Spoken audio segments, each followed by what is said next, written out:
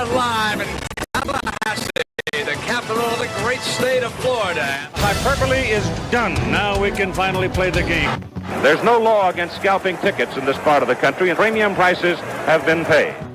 It is the third Saturday in October, and the show is on one more time in Knoxville, Tennessee. All right, here we go. 56-yarder. Does not have the leg. And Chris Davis takes it in the back of the end zone. He'll run it out to the 10, 15, 20, 25, 30, 35, 40, 45, 50, 45. There goes Davis. Oh, my God. Davis is going to run it all the way back. Auburn's going to win the football game. Auburn's going to win the football game. They're still in deep trouble at midfield. They tackle him. The ball is still loose as they get it to Rogers. They give it back now to the 30. They're down to the 20. Oh, the band is out on the field. He's going to go into the end zone. He's going into the end zone. But the bands are out on the field. There were flags all over the place. The most amazing, sensational, dramatic, heartrending, exciting, thrilling finish in the history of college football. California. In trouble in the backfield, wants to throw now, and he's going to go deep. And I mean deep, and I mean touchdown, Florida! Tyree Cleveland in a miracle finish. A Hail Mary that's full of grace for the Gators. It's a 31-30 game, and what does Nebraska do? I have not seen the kicker come on the field, and I don't think he's coming on the field. Tom Osborne made this decision a long time ago. He's decided to go for two and take his shot at winning. I commend him for it. This is for the national championship for Nebraska. Incomplete. Here come the Seminoles of Florida State. One of the great traditions in college football. And Chief Osceola ready to get it started. College football. A matchup from the state of Florida. Moody flush, throws it down. Caught by Boston College. I don't believe it. Buck back, third down on the 8. In trouble. Got a block behind him. Gonna throw on a run, complete to the 25, to the 30. Lindsey's got 35, 40. Lindsey's got 45, 50, 45, 40. Run, Lindsey. 25, 20, 50, 10, 5. Lindsey stop. Lindsey stop. Lindsey stop. Well, I can't believe it. 92 yards, and Lindsey really got in a foot race. I broke my chair. I came right through a chair, a metal steel chair with about a 5-inch cushion. I broke it. The booth came apart. The stadium fell down. Now they do have to renovate this thing. They'll have to rebuild it now. I didn't mean to beg Lindsey to run, but I had to. You know, this game has always been called the world's greatest cocktail party. Do you know what is going to happen here tonight and up at St. Simon's and Jekyll Island and all those places? Man, is there going to be some property destroyed tonight.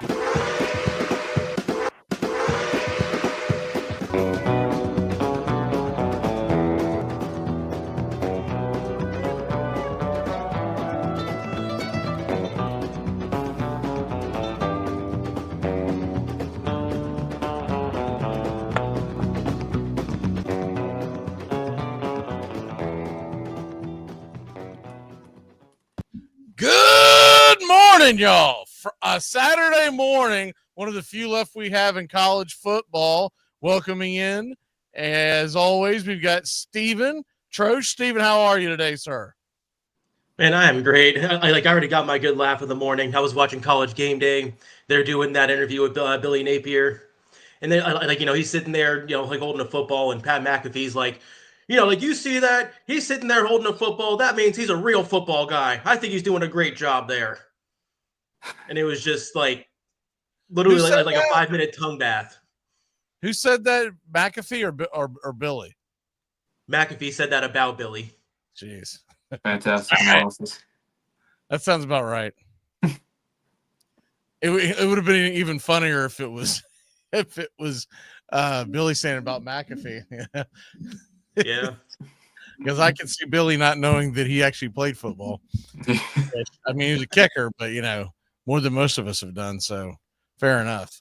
How are you, Bobby? I'm doing well. I started off my morning watching some UFC. There was a fight night happening in China, so I got the adrenaline going early in the morning. I'm ready to go and get into college football now. I don't want to know what kind of weird website you were on to be able to pull that off, but Doug, how are you? ESPN. Hanging in there. All right, man. As long as you're not hanging out, because the camera's at a weird angle, so we don't want you hanging out there. Yeah. Steve, why don't you get us started here with the DFS for this week, and then we will get into the cool games here on, man, what is this, week 12 of college and week 13 of the NFL, or do I have that? I think it's the other way around. I think it's actually week 13. I'm sorry. Week 13 of college, week 12 of NFL is what I meant to say. Mm-hmm. Is that accurate, or is that not accurate? You're right. It's going by quick. I wish they would just agree with, hey, football began, so we're in week 1, we're in week 2. Stop it with the that annoys the hell out of me. It's fantasy football time. Fantasy football time. DFS, Mr. Steven Church, what you got for us this week? Man, we got a lot of good games on tap.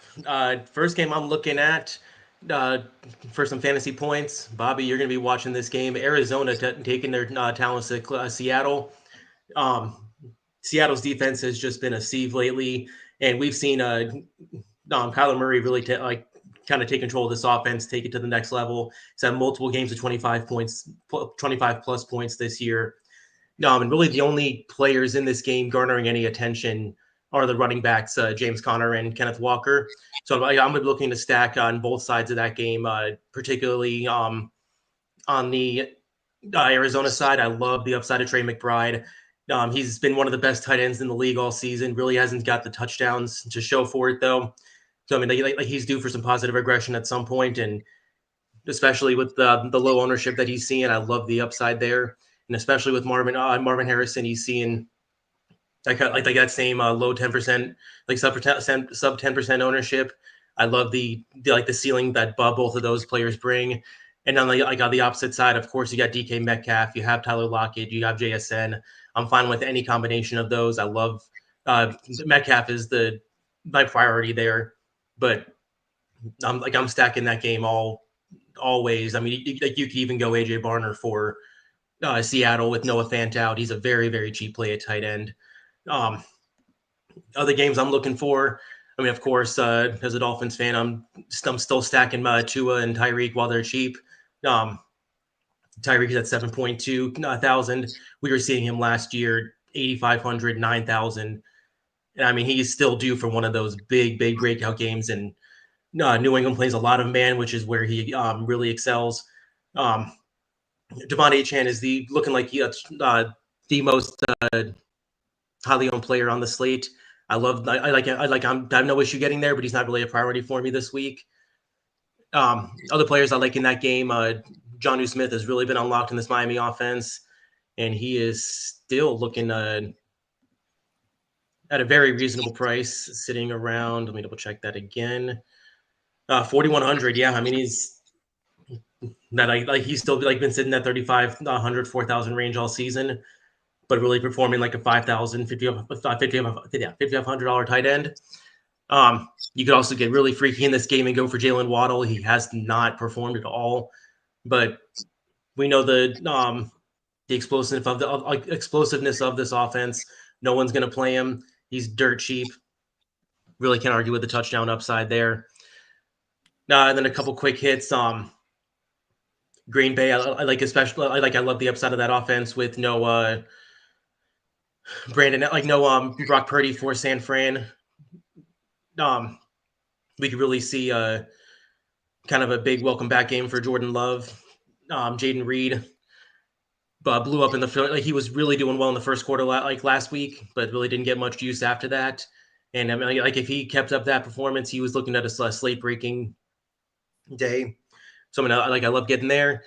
And if you really want to get bottom of the barrel stacks, Tommy DeVito, I think he's at the bare minimum this weekend.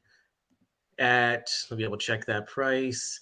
He's at bare minimum 4,000, and he lets you get in at that extra one or two elite running backs or wide receivers. He should throwing Malik Neighbors' way almost every down. They're really going to want to get him. going here, especially with the amount of points and just yardage we've seen the Tampa Bay secondary give up. If you want to go the other way, like other side of that game, Mike Evans is looking like he should be back, and he is in the perfect situation here with no Chris Godwin to really try to like reclaim his 1,000-yard season streak. And yeah, anyone else got anything to add on the DFS end of fantasy football? Not too much. No. Good job. Okay, well, let's go ahead and get into our cool games, as these are the games that we are most excited about this weekend.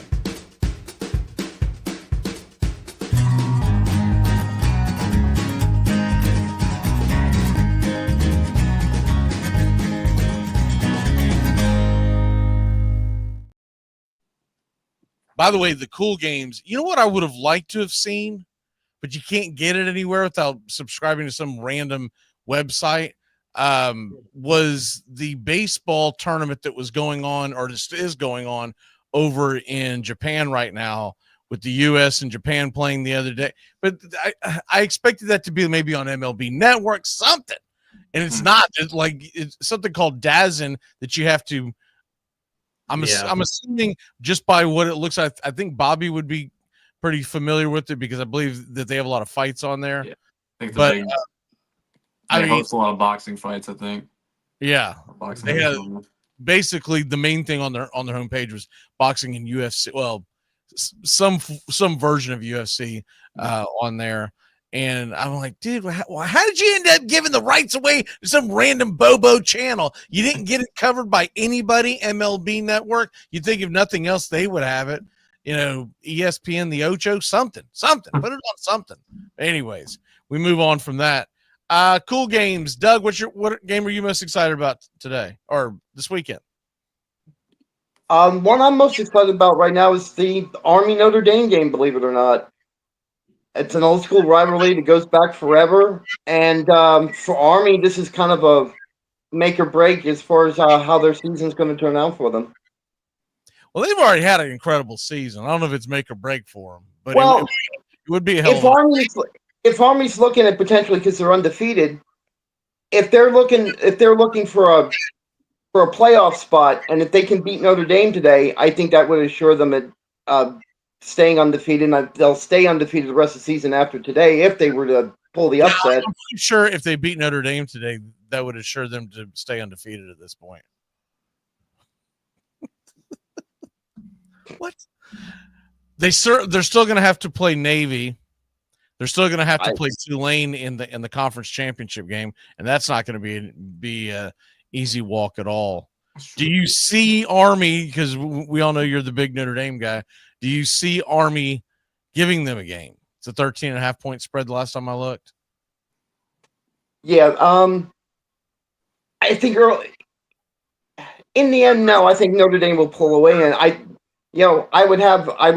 definitely bet like a first half under in that game. But I think eventually Notre Dame's just too fast and too strong for them. Steven, what you got as your cool game of the week? I'm going to the very last possible moment. Give me the Baltimore and Chargers game. Last week we saw essentially, and I don't know if we actually did, but potentially the Chargers breaking that generational curse of just not falling apart in games and blowing these big leads. And now it's going to be the battle of the Harbaughs again on Monday night. 7-3, 7-4 team. I mean, color me blind, but I mean, outside of Buffalo and Kansas City, these could be the two best teams in the AFC, and there's a potential this could be a preview of the AFC Championship game. I am so excited to watch this game. Bobby, what say you? My cool game of the week, this is a little bit of a homer pick, but you won't get many games with this much divisional implications this early in the season. I'm going Cardinals Seahawks. Every team is within a game's reach of the Cardinals for the top of the NFC West. And we have a big game coming up against the Seahawks. We're a 1-point favorite, so it should be a close game. I'm excited for this one. It's just a huge game for divisional implications in the NFL. I won't take the low hanging fruit with the Indiana Ohio State game. We're doing the game at the top at the noon kickoff, but I am interested in that one. If you ask me what other game, I'll tell you what, the NFL slate's kind of blah this week. I was looking at the spreads, and they were so damn lopsided in so many of them, and you don't have any great matchups per se. So I'm going to stick with college football. I think one of the more intriguing ones is the 3:30 kickoff of BYU Arizona State. Does Arizona State continue a very good season? Did BYU bounce back? They're 9-1. If they went out, they can punch their ticket. But obviously, taking that loss last week is a big. They basically have no room for error now, and when you've got a team like Colorado who's hot, it's a little strange that they're only a 3-point favorite. I get it that Kansas just pulled off the upset, but at the same token, Colorado's been scoring a lot of damn points. It's in Kansas, but going to keep an eye on the Colorado game. I just don't think Kansas is going to give them much of a fight. All right, let's go ahead and get into the stupid underdog picks Bobby's running away with. There's no need to fear. Stupid. Underdog is here. Stupid. Underdog. Stupid.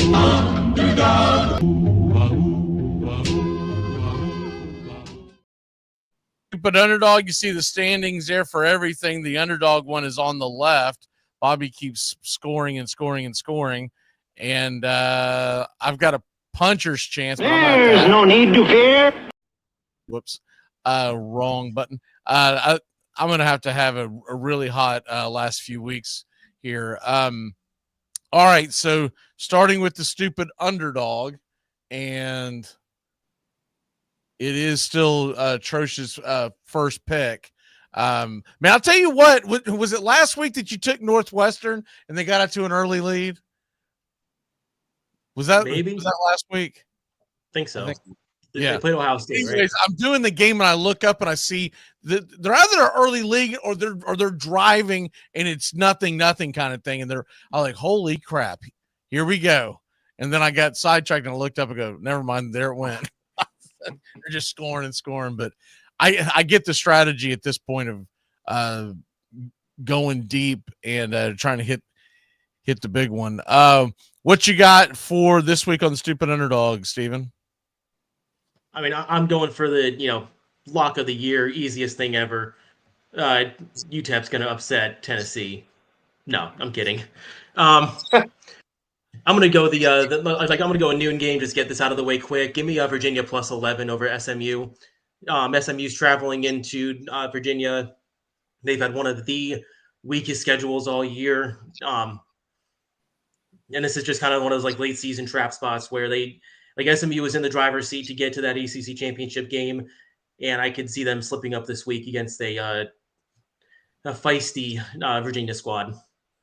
It appears that we're going to get some pretty nasty weather over there as well. I was looking at the weather reports this morning, and just in that entire region. But hey, if you can make it a lowish scoring game, then you always got a chance, especially when you're at home. Doug, what is your stupid underdog this week? I'm going with the game that nobody absolutely cares about. I got the Ball State Bowling Green game.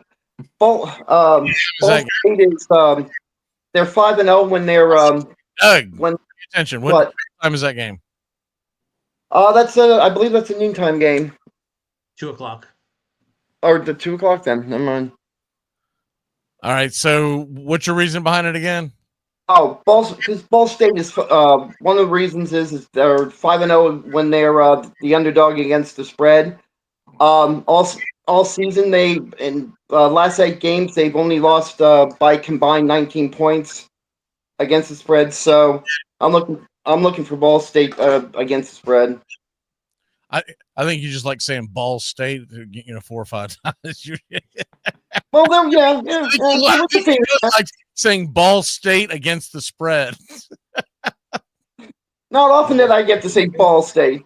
Yeah. All right, I'll leave that alone. We are on. Yes, please. Okay, so no one took any of the ones that I was looking at. I was thinking Army. I know Bobby's going to take Vanderbilt. I only take Vanderbilt when I'm backed into a corner, and I have to. It's my last resort. You know what? I'm only doing this because I need a big play, and oh, what the hell? It's not as big a spread as it was last night. That's all right. It's close enough. I'm going to take Stanford plus 14.5 in what they call the game out there. Good old fashioned ACC showdown, Stanford and Cal. Welcome to 2024. Yeah, exactly. What's really strange and it's kind of why I'm leaning on it, is it's a 12:30 kickoff out west. We all know these early kickoffs, especially out west, man. These kids are barely awake, and who knows?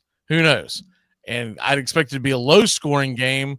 There's going to be some nasty weather supposedly coming in and kind of setting the scene there this morning, and it's a rivalry game. That's really my only reasoning for it. I don't think Cal is great. It would be the other thing. I still go back to the fact that Cal is the team that Florida State beat. So they can't be very good. So give me the Cardinal, not the Cardinals. Give me the Cardinal at 14.5. Bobby, what you got?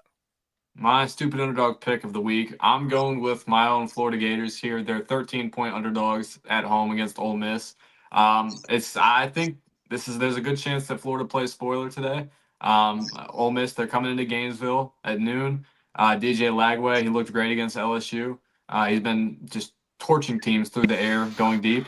I think there's a chance that it's a high-scoring back-and-forth game, and DJ Lagway, he's great. He's great throwing it deep. So Gainesville or the Swamp, it's a tough place to play. Ole Miss, they have a lot riding on the line here. All the pressure's on them. Florida doesn't really have much to lose. I guess they could clinch a bowl game with this win, but they have a chance to do that against Florida State next week. So I don't think they're too worried about going into that game with 5 wins. I'm just being honest, man. I'm not stressing out about missing a bowl game with how it stands right now. So, and I don't think Florida is either. I can't imagine you would be.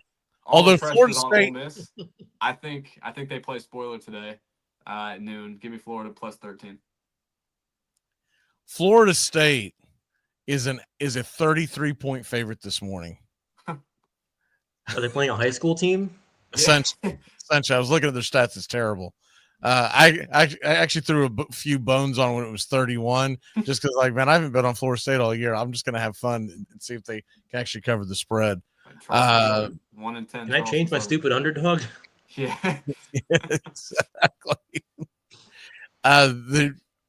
Their offense struggles is the nicest way to say it with Charleston Southern. So, but yeah, I thought about it. I was like, man, I ought to pick that just to jinx myself the other way. All right, so there you go with the stupid underdog picks. Let's get into our picks for the National Football League here in, I don't know, I'm going to take your word for it. Is it week 12? Is that what the word is? Sure.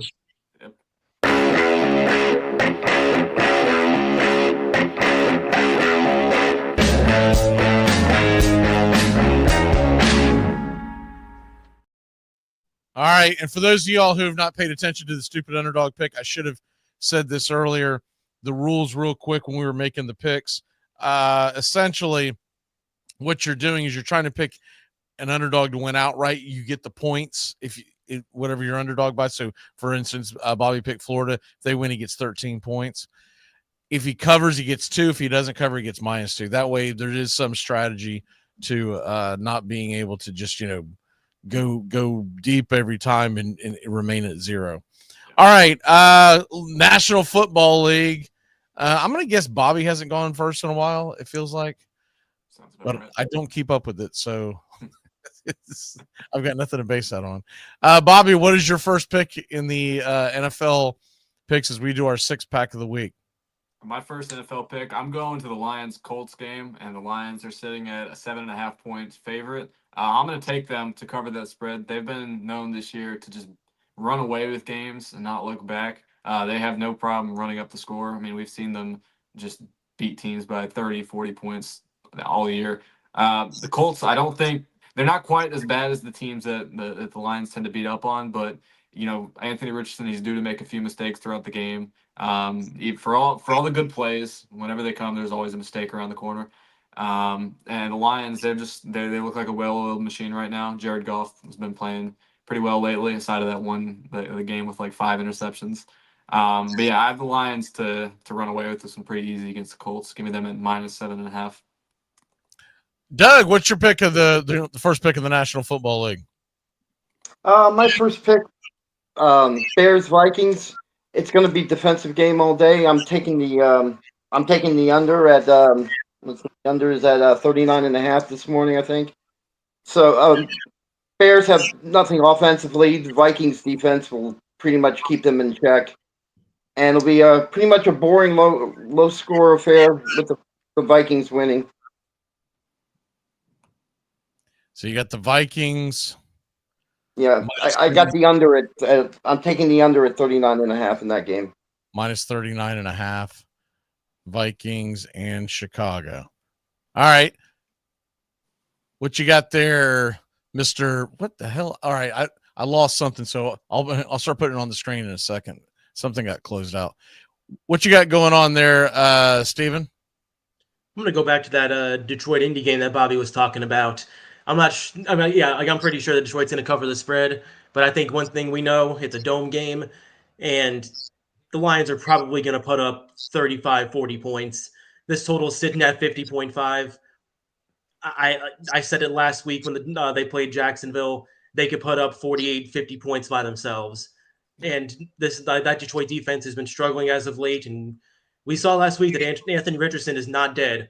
They have some talent on that offense, especially with Jonathan Taylor. I think Michael Pittman still is out there. They have Josh Downs, who's actually emerged as the number 1 receiver.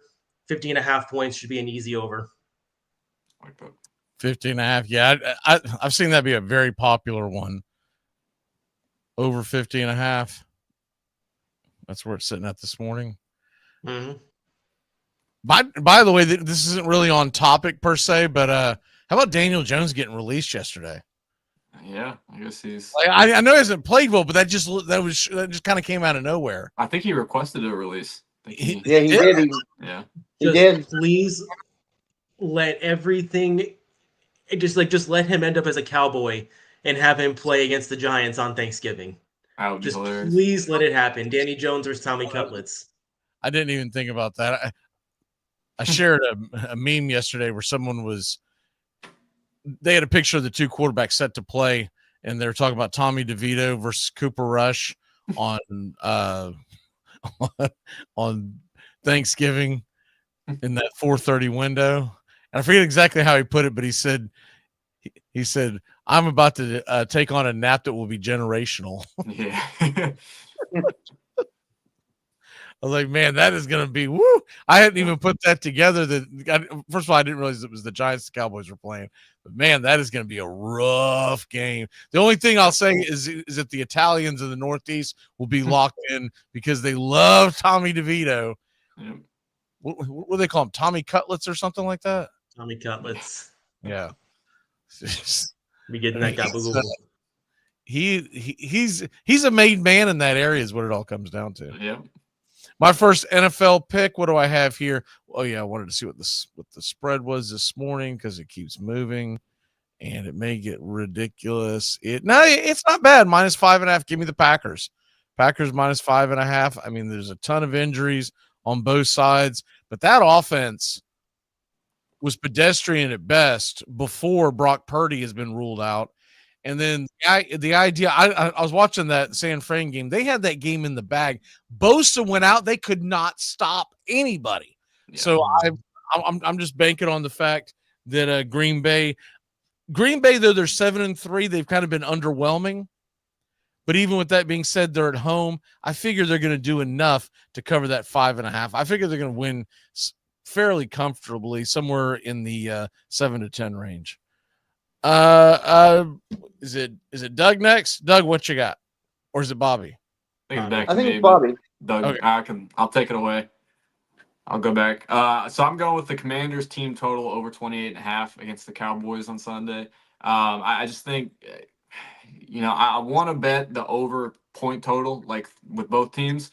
I'm tempted. I was looking at that originally, but then I went and looked at the Cowboys' recent scores and stuff, especially with Cooper Rush at quarterback, and they've struggled to get double digits points. I mean, they're just terrible everywhere. I think the Commanders are going to run through them, especially this being an NFC East rivalry game. The Commanders are going to want to put up a lot of points, going to want to run the score up. So I'm not confident in the Cowboys even scoring enough points to bet the total, the over and the total. So I'm just going to do the Commanders team total at 28.5. I feel confident about that one. Washington over 28.5.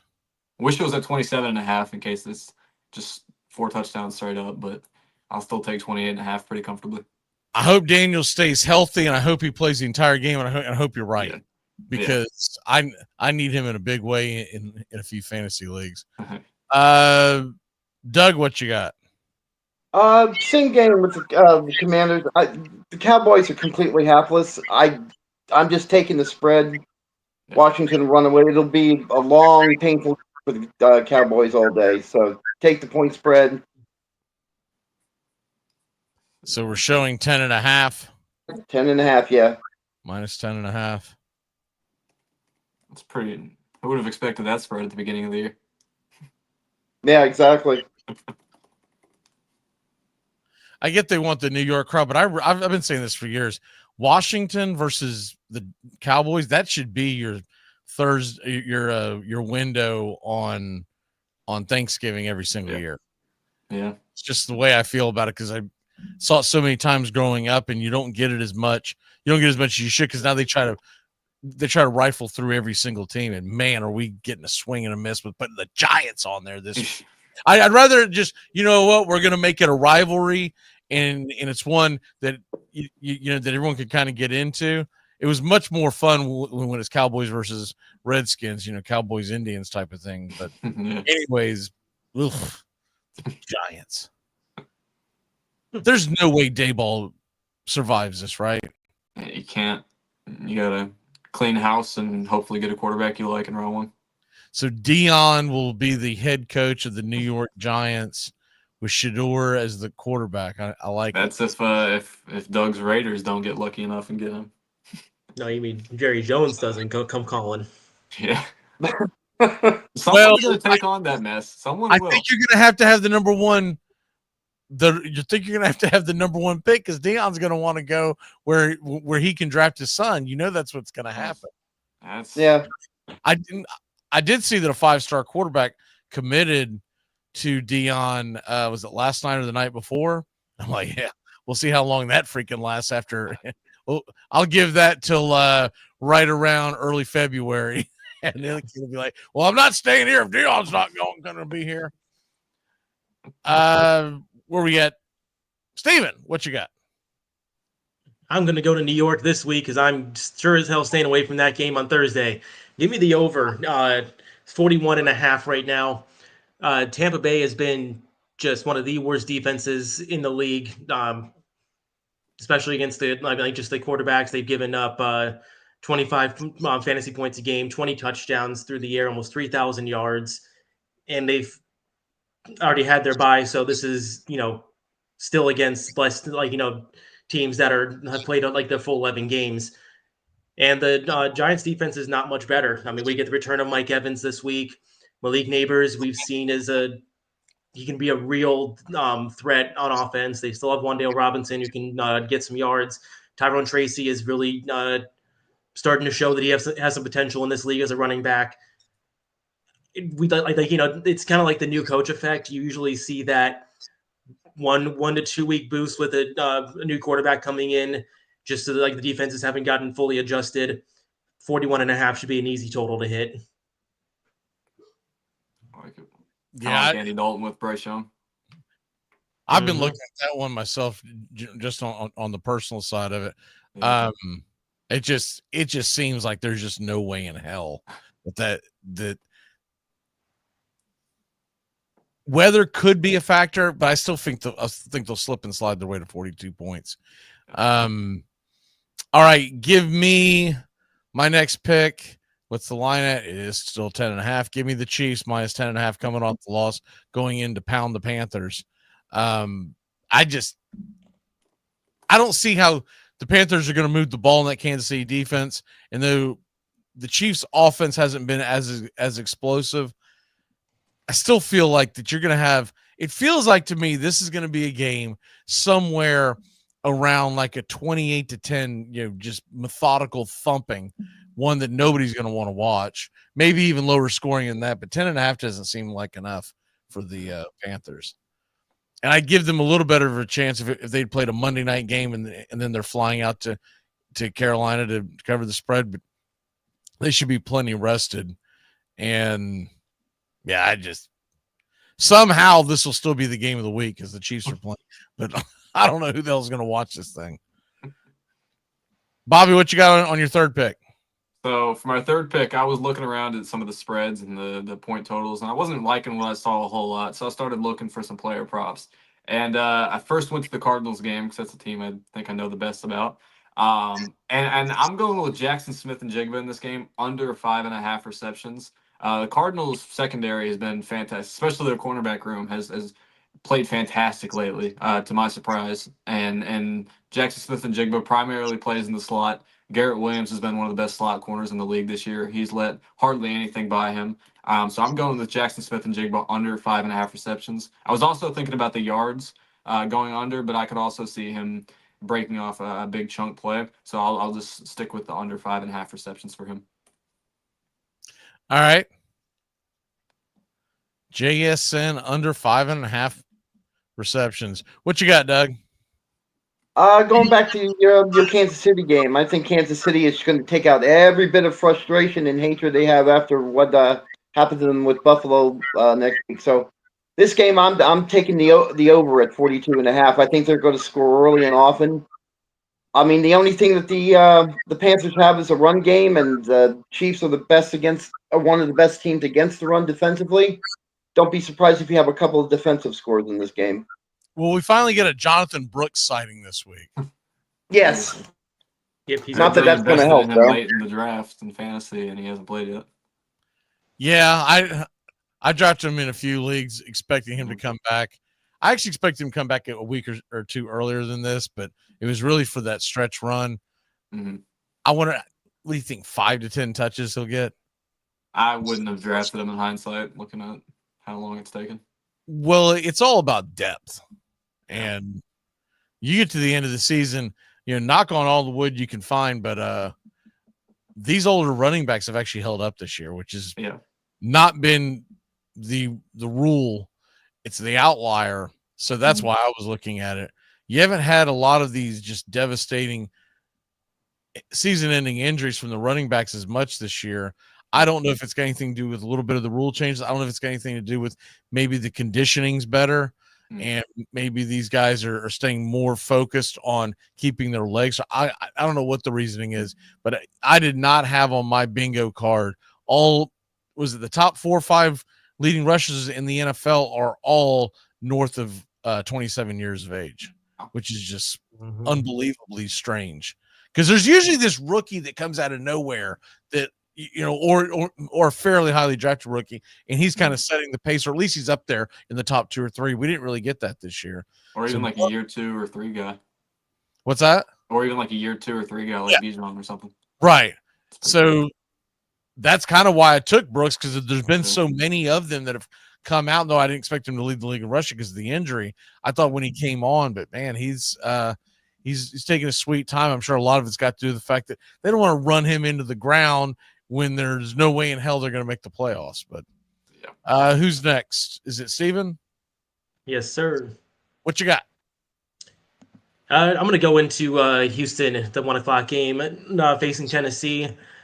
While I do think they will cover the 8 points to win that game, I like the first half spread a lot better. That's sitting at -4.5. Houston has been an extremely strong starting team this season.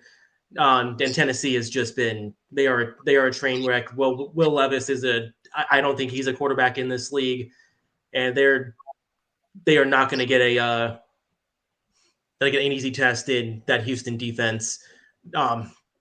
CJ Stroud should make quick work of them. Joe Mixon has been just a matchup proof elite running back this week, or like this season. I don't see the Texans. I don't see the Titans keeping this game anywhere near close. And 4.5 goals in the first half is. The Titans are a really good candidate to pick up Daniel Jones. Yeah. Unless they're afraid that they may back into some wins and it's going to hurt their draft stock, and they go, no. Let Willie Mayo do it. I was in the gym this morning. I look up at the TV and I go, good God, someone gave Willie Mayo a freaking commercial package. He was pushing some kind of mayonnaise. I don't know what it was, but I was like, I think it was probably the Hellman's Mayo. It was something like that. It was some mayonnaise, and I was like, oh, who made that terrible decision? Like, you didn't go into this season think there was some kind of momentum for Willie Mayo. Anyways, my final pick. See, what is the Arizona Seattle over? All right, so I'm doing a teaser for my final pick, and I'm going to go with the under in the Arizona Seattle game. So with the 3 points, I get it to under 53.5. Arizona Seattle, and I'll match that with Tampa Bay, who is a 6.5 point favorite. I just need the Bucs to get a W, and I think that's very, very likely with DeVito. Although they could play inspired football because they do when Tommy Cutlass is out there slinging around the salami. But I'm just hoping that all I need is a W. There you go. Would not shock me. Would not shock me at all if this ends up in a freaking tie, and that's what kicks me. But anyways, we move on to college football. We only got a few of these left. This is a pretty good Saturday.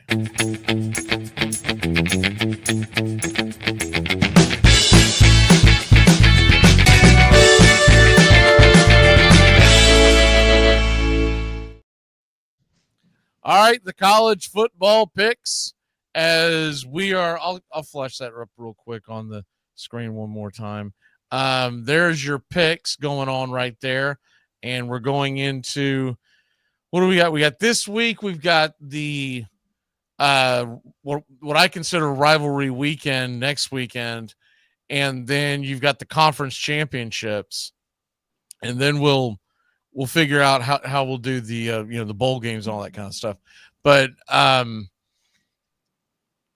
it's hard to believe, but we're about to find out how fun this playoff format's going to be. And it kind of starts this time of year. I think going forward, you're going to get more excited about November than you ever got excited about September in the past, because with the large amount of teams that are being left in, your teams like Texas aren't worried about if they're going to make the playoffs. But if they lose to Florida, then it makes the rest of their schedule, I'm not going to say must win, but it's pretty damn close, because I don't think you can lose to Florida and Texas A&M and expect to get chosen, because you may get left out of the college football playoff. I mean, the SEC championship game at that point. And at that point, what do you have on your resume except for a 2-game losing streak? Yeah. So these games become much more important than what they were. All right, college football. We'll let Steven start us off. Mr. Trosh, what you got? All right, first game. I'm gonna go to that that big game at 12, Indiana and Ohio State. I'm gonna go under 52.5 there. Ohio State lost their starting center again practice this week. Another big blow to that offensive line, and I could see that really affecting their ability to get some offense going. And I really worry about Indiana's ability to get offense going just in general. Not only that, we're expected to see a windy game, 15 to 20 mile an hour winds with gusts 25, 30, and I believe temperature is sitting at 45 to 47. 52.5, that seems like way too high of an over for me. Yeah, it does. I've got a couple of tickets where I'm playing the under in the first half, because I kind of feel like this is going to be like a boxing match where nobody wants to lose it in the first quarter, and you're going to play a little close to the vest. With that being said, I'll be doing the game and I'll be watching like 3 pick sixes or something. Like, son of a. But I'm going. I think the over under in the in the first half, it's fairly high. It's like 26.5 or something like that. Typically, you get it in the much lower 20s.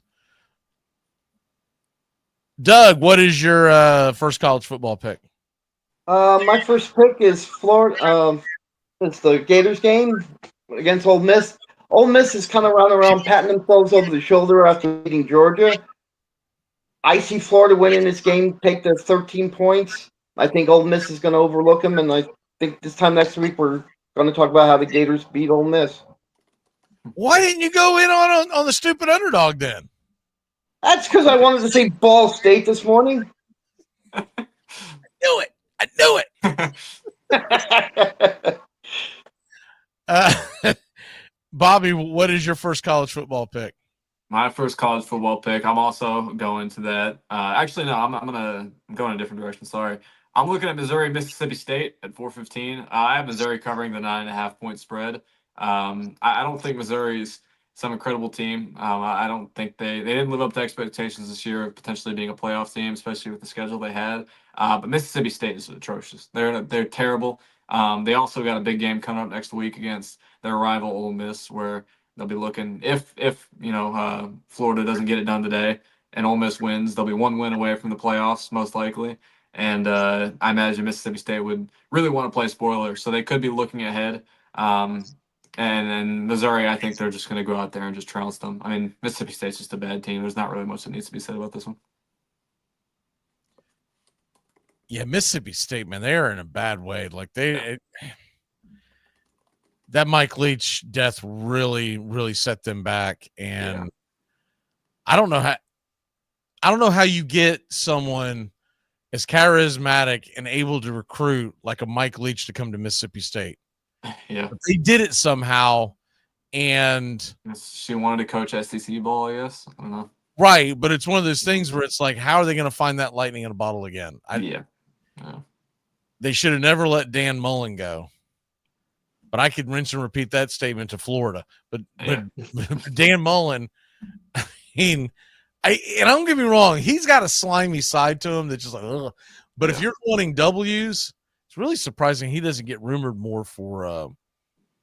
And it's pretty ridiculous that one down year with Dan Mullen was the nail in the coffin for his coaching career. But I was punching the table, even though I was like, I'm glad you're getting rid of him. He's a good coach. Yeah, but the guy knows how to coach.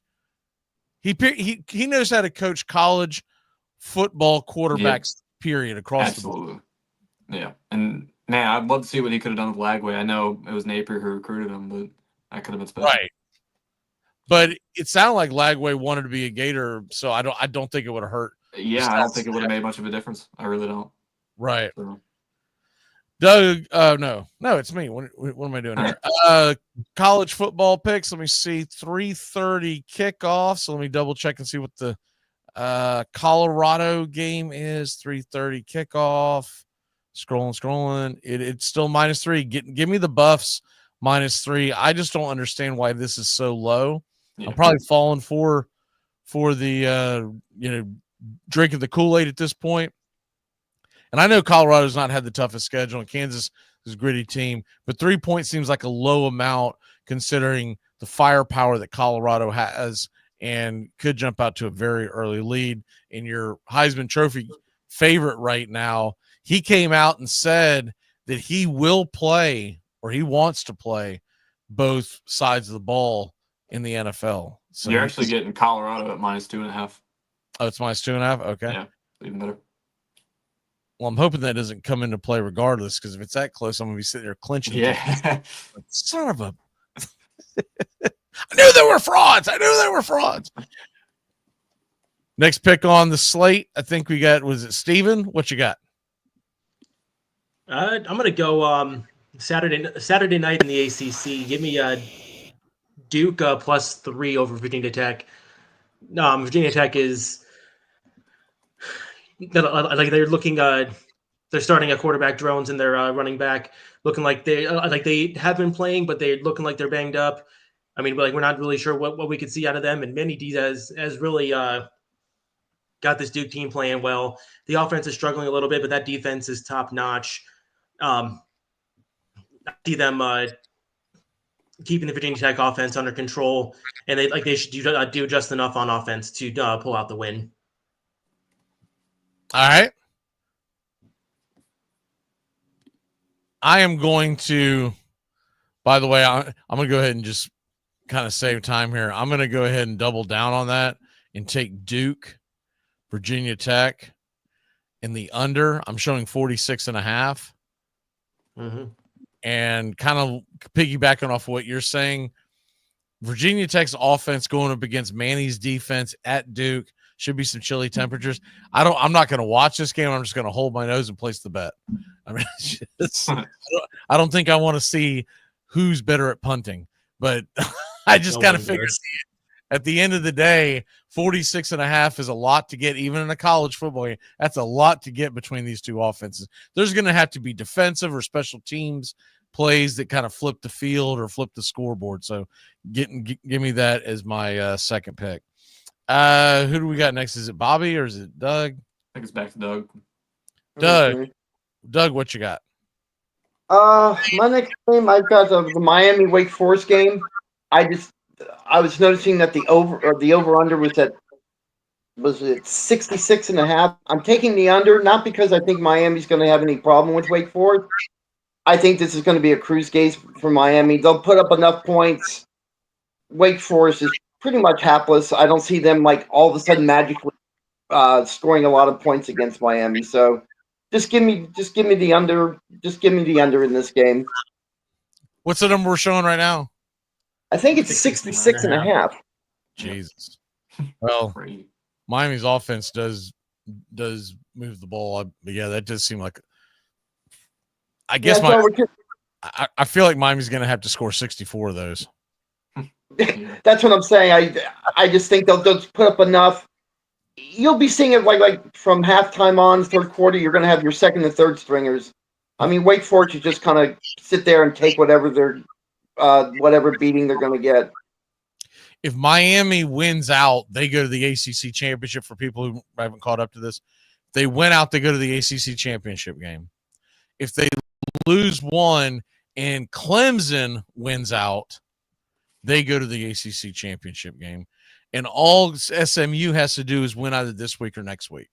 Mm-hmm. And if they end up in a three-way tie, we'll revisit that crap because there's a lot of factors that would depend on who they lost to and all that kind of junk. But I'm even though I'm a Florida State fan, I'm pulling for a Miami SMU ACC championship game because I want to see the scoreboard light up. I want to back and forth. Unfortunately, are they playing that again in Charlotte this year, right? Yes. Man, I really wish they'd play that damn thing in a dome. They've talked about moving it to Atlanta, but I mean just somewhere with the dome because that would be so fun to see those two offenses. Pew pew pew pew, or at least move it down to Orlando where you got a puncher's chance of that being decent weather. Yeah. All right. Is it Steven? I think it's back to me. I got my second pick to do.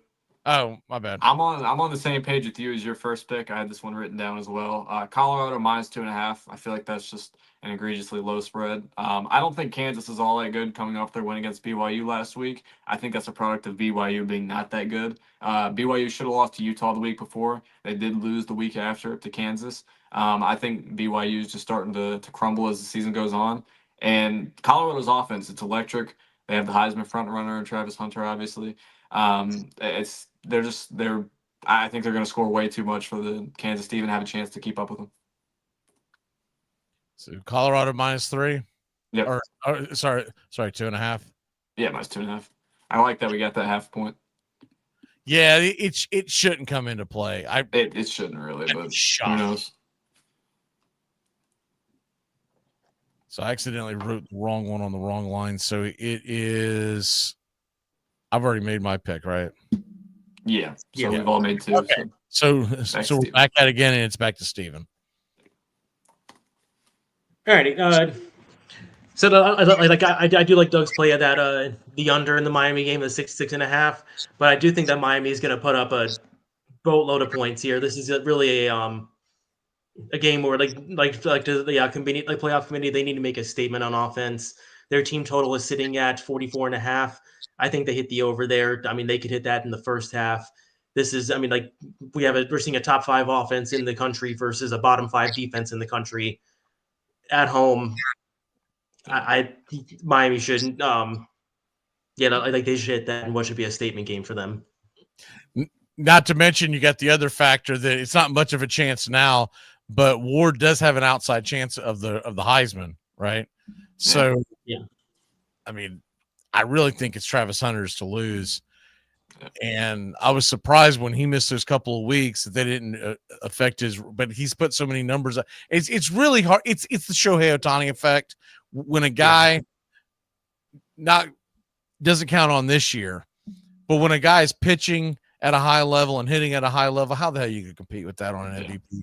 It's just, it's unrealistic to think that anybody else could win that. Steven, you took Miami to cover, right? No, team total over 44.5. Gotcha.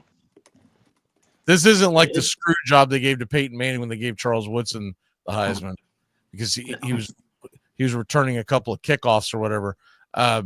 This is legitimate. The guys, he's not going to play both sides of the ball in the NFL, no matter what he says. You're not going to spend that much money on someone. Go out there and just tear every ligament you got out. But I do think there's a possibility that he's a receiver, and then something like a dime, a guy that comes into dime coverage, right? I could see him also playing corner and coming out for some pass sets as a receiver. Yeah, so it's probably really going to come down to whoever drafts him and what they're going to be the best at. Whatever he's not the best at, that's going to be the one that you're going to see about 10 to 15 snaps just to keep him happy. Yeah, right? I think it is. It's going to be tough for him to play corner like part time in the NFL, though. I think that's a much harder position to play than receiver. So I think it's if he's gonna play both positions in the NFL, I think he has to be like corner dime packages. I was thinking more of like, I'm not talking about an every down corner. I'm talking about someone who would come in and just do enough, and they might throw a dog a bone and put him on special teams as well. But anyway, you look at it, as he ages, there's no way in hell he's going to keep it up. It's even Shohei Ohtani's going to show age after coming off this huge surgery, but you're talking about a guy who's, man, you got to maximize as many years as you can in the NFL, and you don't need to be getting hurt because you're playing 2 positions and you tear out something. Next thing you're not worth the crap in year 3. Yeah. If you think we're wrong, ask Bo Jackson. Yeah. Dion kind of did it the smart way. He played defensive back, and then he was playing baseball. But if you're the receiver, the other thing is, as a receiver, if you're a starting receiver or just receiver in general, you're more likely to get an injury that way, getting smacked or whatever. Whose turn is it? I think Doug. Doug? Yeah, coming back to me. My third one, I've got the USC UCLA game. Since 2011, the total score of the game has always been 80 and averaging about 80.5 over in the over/under, and I don't see any reason why it's going to be any different today. So give me the over in this game at 51.5. Both teams are going to score early and often.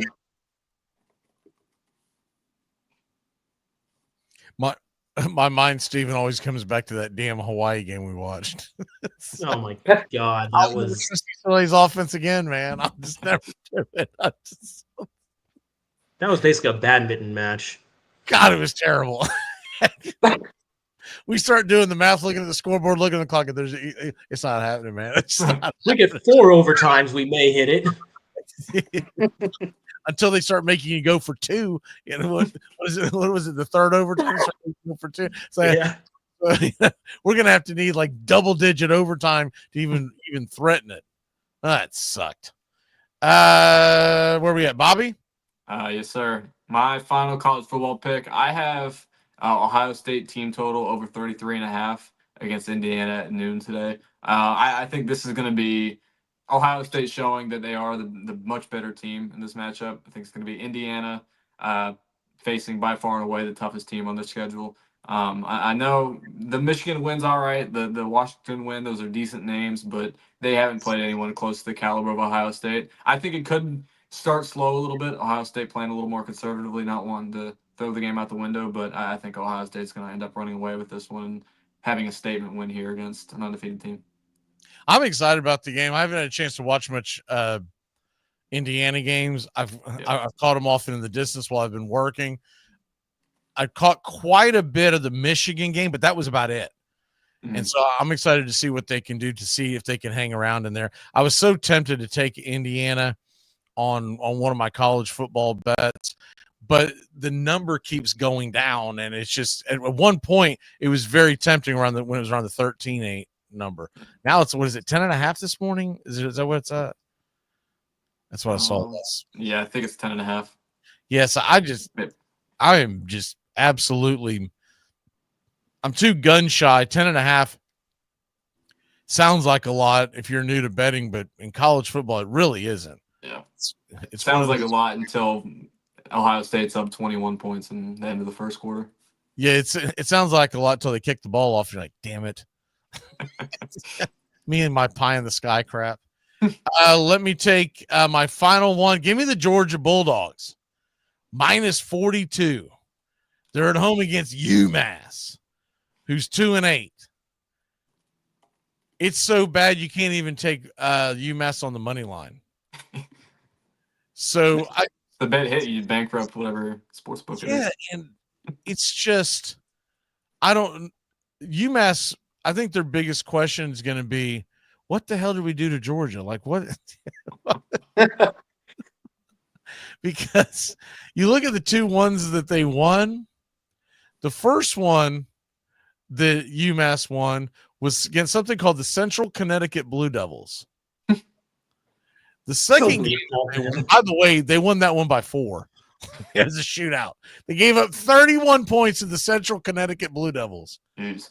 I got a funny feeling they're going to give up a few more than that today. And then the other game was, I knew they had a basketball team because I've taken some wild college bets.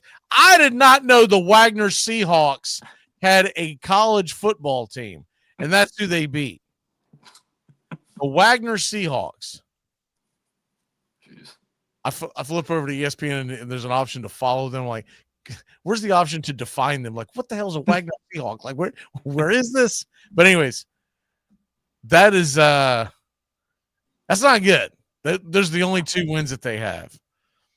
And when I look at the fact that they lost by 42, even at home to Missouri. Georgia can replicate that. Georgia should replicate that in Georgia. Missouri was in Massachusetts. I don't know how they got Missouri to come to UMass. There was something, I don't know. There was some under the table stuff happening there, because how did you talk them into going out there? But they did. But yeah, that's my final college football pick. Time for our locks and our one big thing. We'll let Steven go first. Steven, what is your lock and your one big thing? Well, with my lock, I'm going to teaser land here. I'm taking the Dolphins again at -1.5. I think they will get the win easy this week, and really the 1.5. But that's all you need is for them to win. And then I'm going to pick the Colts at +13.5. There's going to be points scored, and I think they should keep it close enough to hit that 13.5. And the one big thing, anybody know the last time that a top 5 team that was a double-digit underdog won a game? Was UMass involved? Or Wagner? Yeah, or Wagner, because if not, then I probably don't know. The 2013 Iron Bowl, otherwise known as the Kick 6. Indiana's going to cover the 13.5. Not only are they going to cover, they're going to win. And they're going to knock Ohio State off and clinch their spot in the Big Ten championship game. I would love it. That'd be fun. That would be something to watch. I'll tell you what, we're bringing the game to y'all at noon, and I'm hoping I get a good game. We had a couple of options.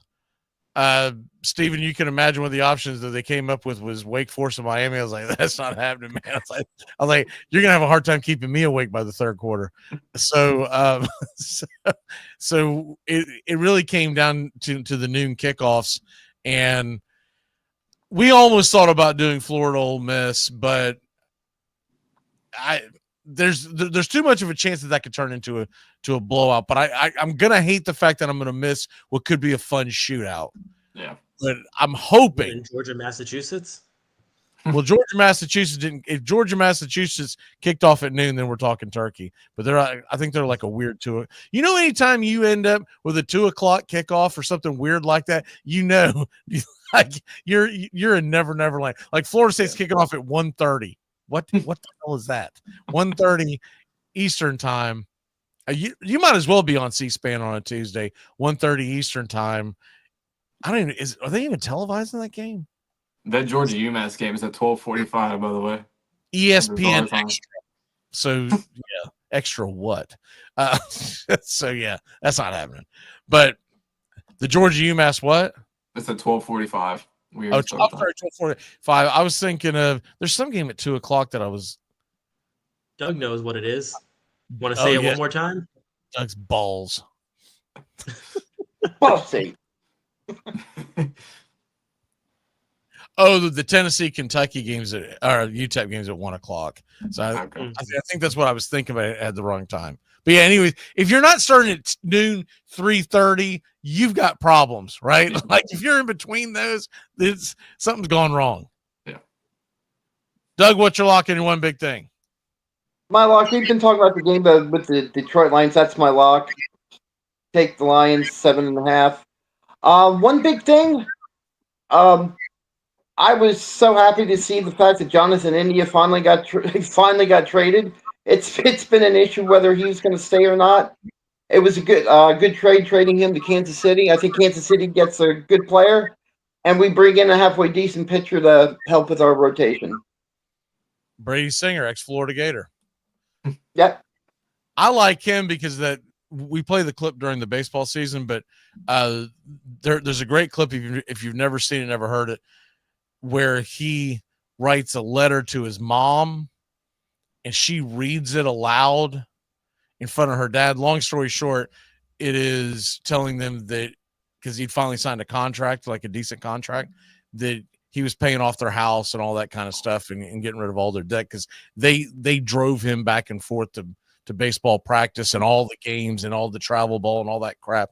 And basically the short of it, he was saying, this is the least that I can do. But it was, I'll always be a Brady Singer fan for that. And even if he has poor taste in college baseball teams. Bobby, what's your lock in your one big thing? My lock, I'm riding with Colorado at -2.5 versus Kansas. I think they're going to light up the scoreboard, and I think they're going to win by double digits. I'm shocked to see the line that low. And then my one big thing, Florida, they are going to play spoiler today for Ole Miss. They're going to dash their playoff hopes and get a big win in the swamp and clinch a bowl game. That would be nice because maybe coming into Hassey, kind of cruising, not paying attention, and Florida State can keep it within 5 touchdowns. There you go.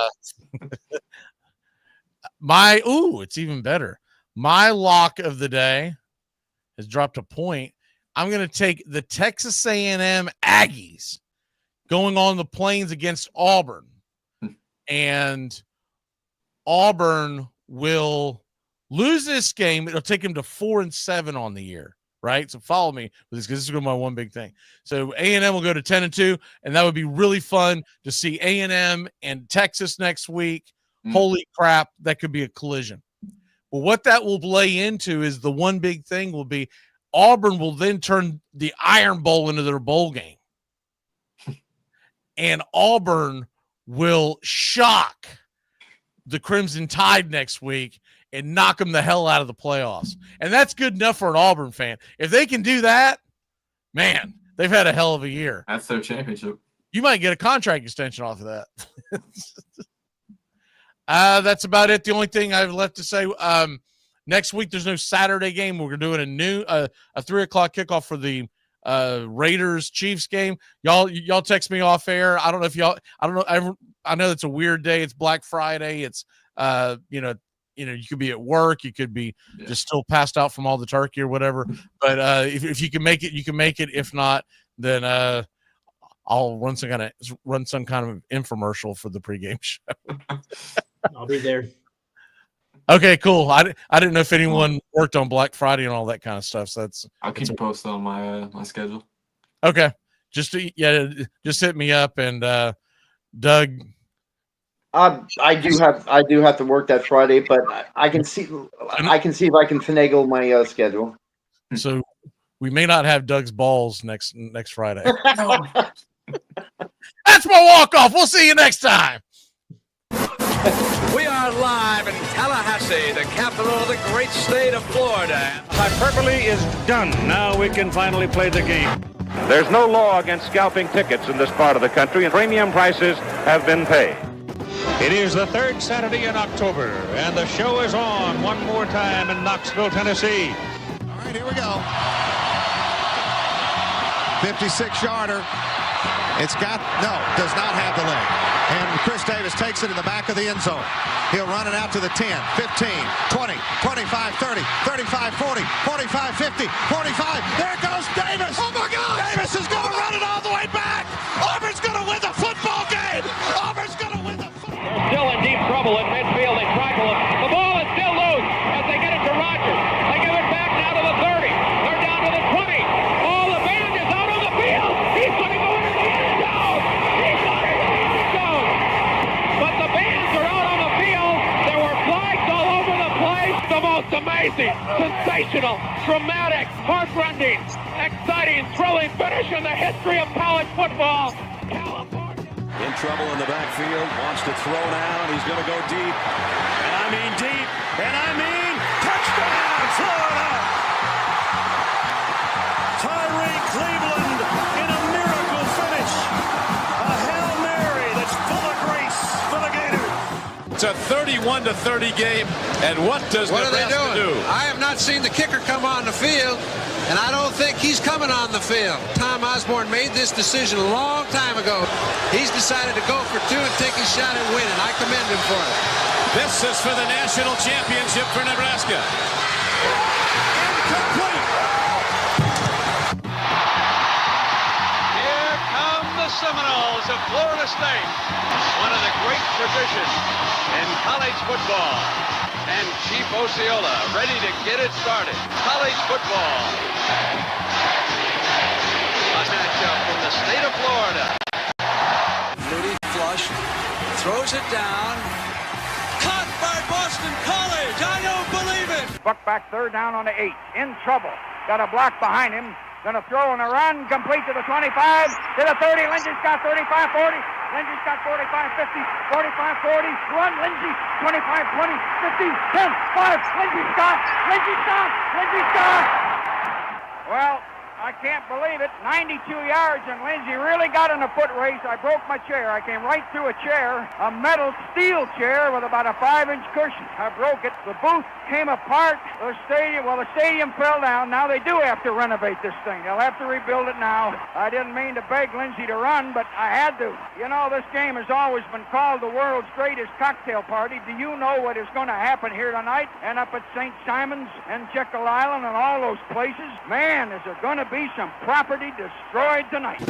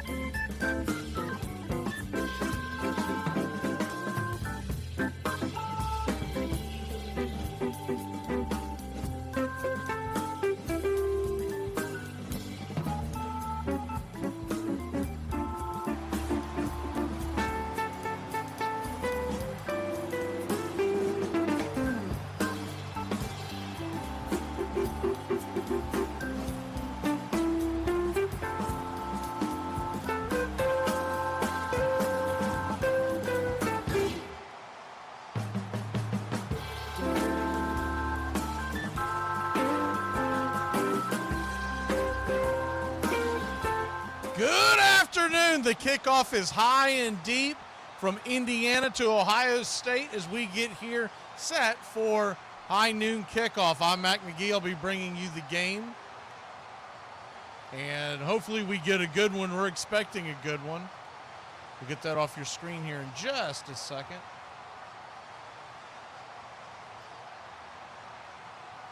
Ohio State will be going right to left across your radio dial.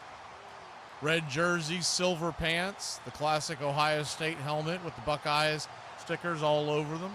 Indiana, white on white with red helmets and the interlocking IU. Shotgun formation. Pistol set.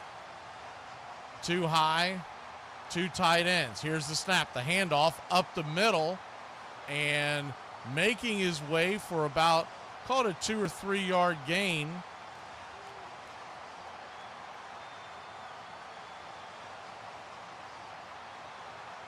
Was Quentin Judkins, and it'll be second and long. Second, we'll call it 8 from the Buckeyes. 28-yard line. Here's the snap. Pitch out to the right side. Ball's caught. Twisting his way is Judkins once again for about a 3-yard gain. It'll be third manageable. Call it third about 4.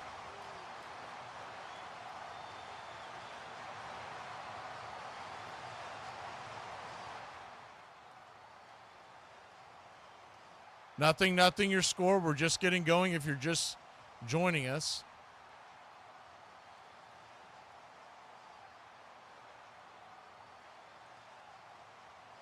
Shotgun formation. Here's the snap.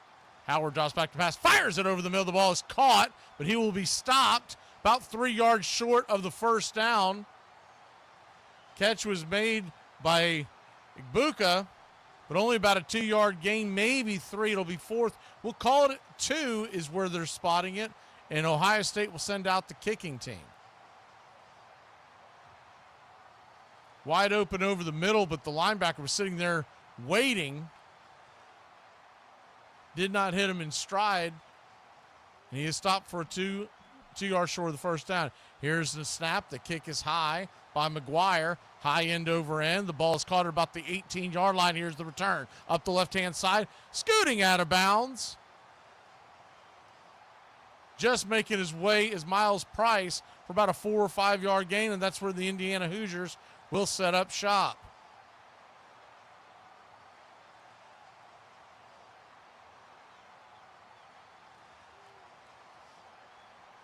.13:04 left on the clock. Number 2 Ohio State hosting number 5 Indiana Hoosiers. Shotgun formation. Ball's placed at the 30-yard line, going left to right across your radio dial. Pistol set, man in motion. Here's the snap, the handoff up the middle.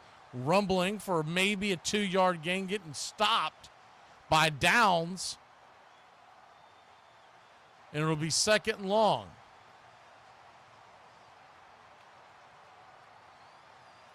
Second and long.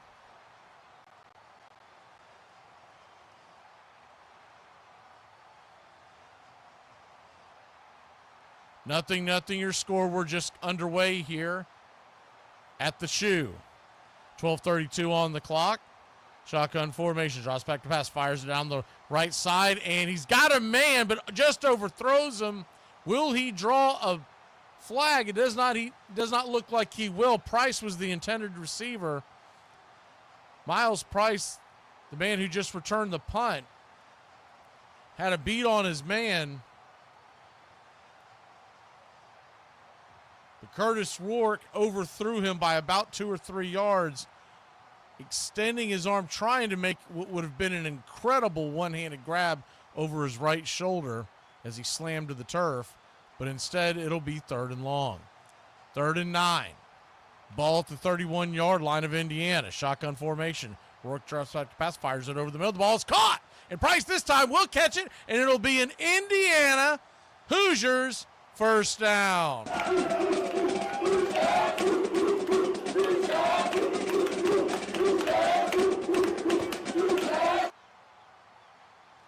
Nifty play over the middle.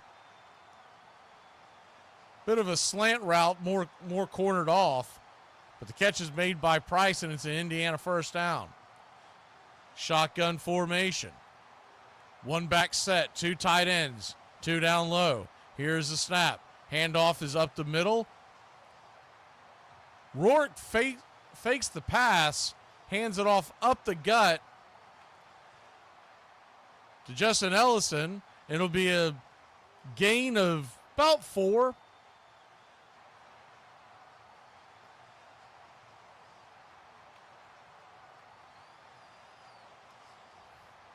Nothing, your score.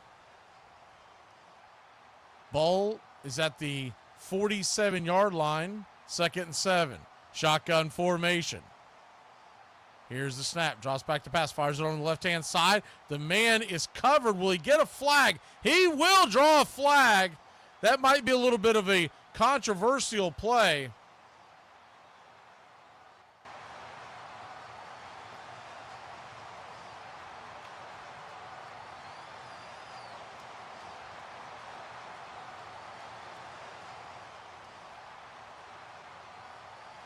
Surratt was being held on the play, and I think that's why they called the interference. The defender was looking back at the ball at the last second, but really waited until he had a hold of Surratt's jersey down the left sideline. It'll be a 15-yard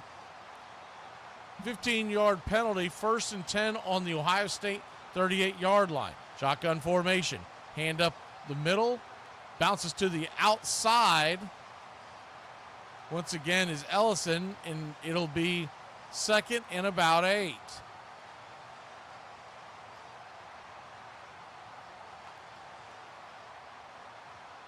Second and 8.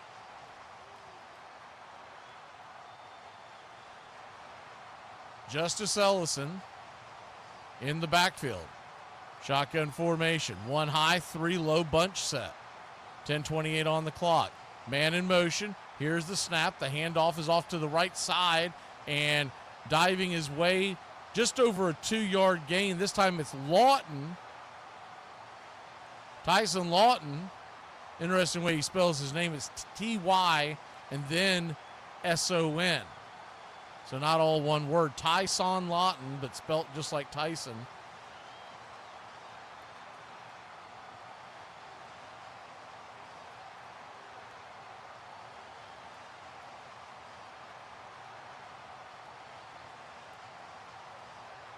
Shotgun formation, 3rd and 6. The snap, fires it over the middle, making the catch and a running grab and pushing his way for an Indiana first down. And the Hoosiers continue to move the ball.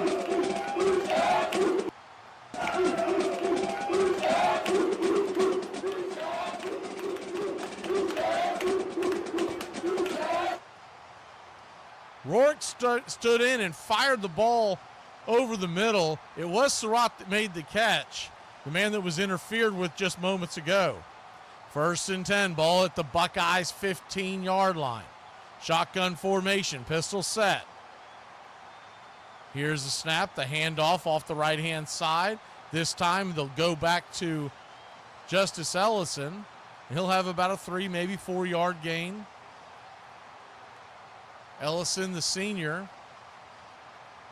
came into today with 686 yards rushing. Does have 84 yards receiving. Has 9 touchdowns on the year, along with his counterpart, Tyson Lawton.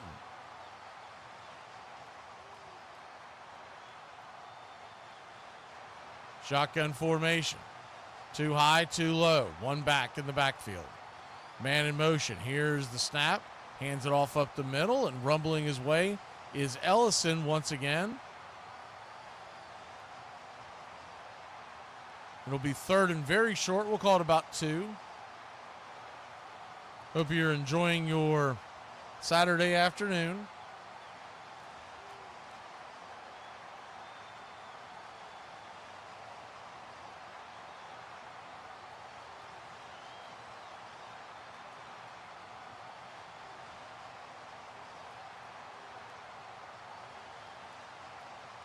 Shotgun formation, 3rd and 2. Ball is placed at the 7-yard line. Two-back set, man in motion. Here's the snap. Handoff up the middle, driving and pushing his way for an Indiana first down to the 4-yard line of the Buckeyes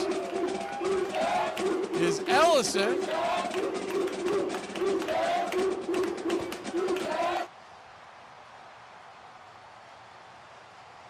Good nifty run there.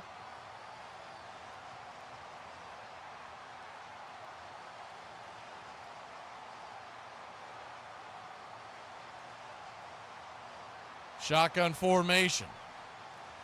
One back set, two high. H back. Just off the tackle. Here's the snap. The handoff. No, he fakes the handoff. He's going to fire it over the left-hand side. It's incomplete, but we're going to get a pass interference or holding call on the Ohio State Buckeyes. See, we'll place the ball most likely at the 2-yard line, and it'll be an Indiana first down.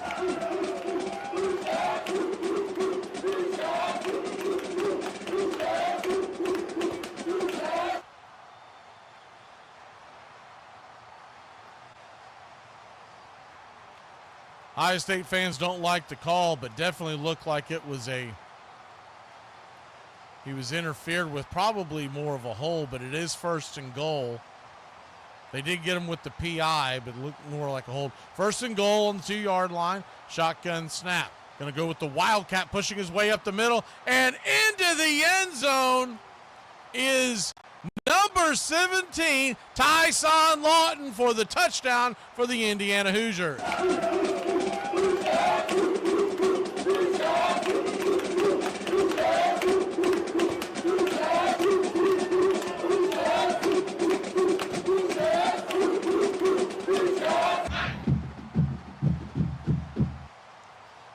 It was a keeper on what was essentially a Wildcat formation, more of a direct snap to the running back to the left-hand side of Rourke. And Indiana pushes their way in for a touchdown. It's 6-0. The kick is up. The kick is good. And the Hoosiers, who stop Ohio State on a 3-and-out, they take the ball, march it all the way down 70 yards to take a 7-0 lead. We'll be back in a flash here on High Noon Kickoff, Braves Country Radio Network.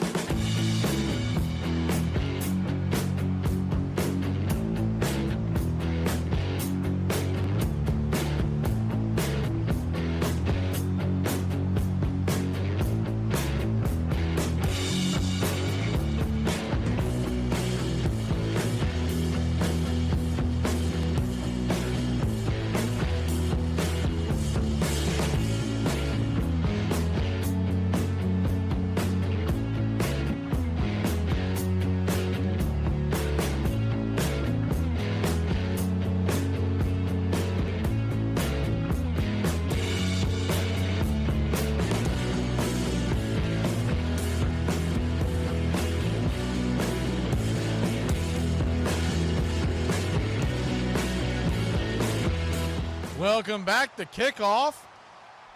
High end over end. Punched into the Ohio State end zone. It'll roll out of bounds. And that's where the Buckeyes will set up shop, their second possession of the game. Indiana just marched 70 yards if you're just joining us.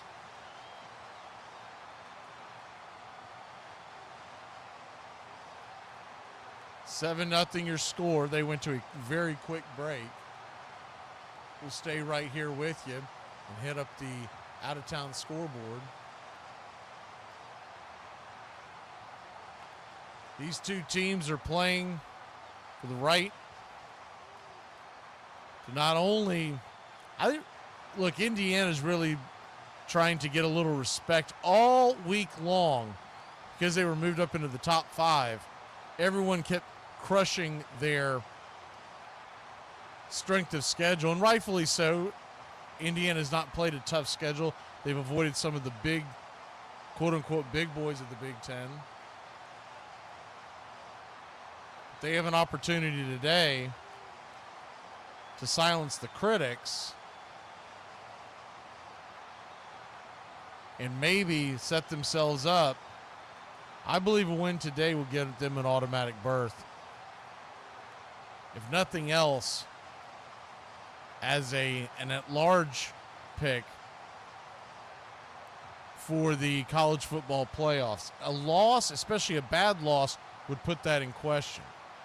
I do believe overall they're going to get that. They're going to get the benefit of the doubt. If they were to lose today, win next week, you're going to get the benefit of the doubt of being a one-loss team in the Big Ten.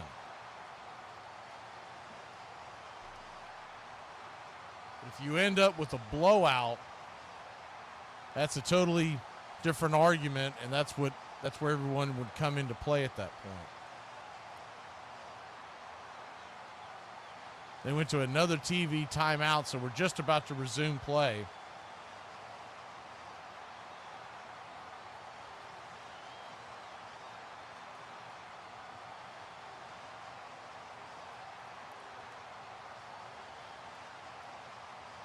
Really strange to take this long of a commercial break, but that's where they're at.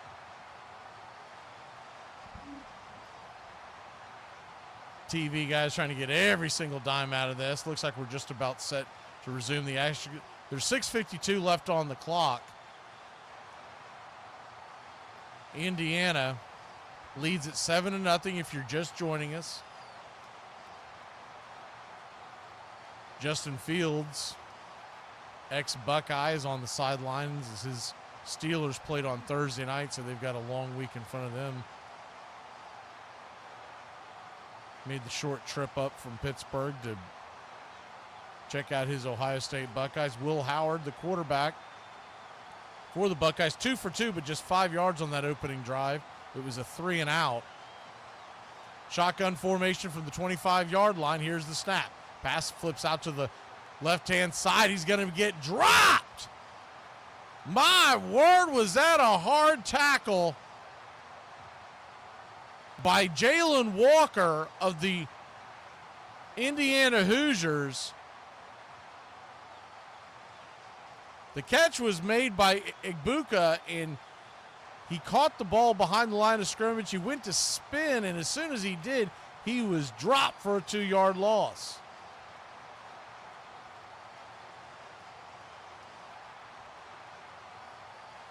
Shotgun formation. Here's the snap. Howard flips it over to the left-hand side. Ball is caught. Receivers dragged out of bounds. About 2 yards short of the line to gain. That was Carnell Tate, the sophomore.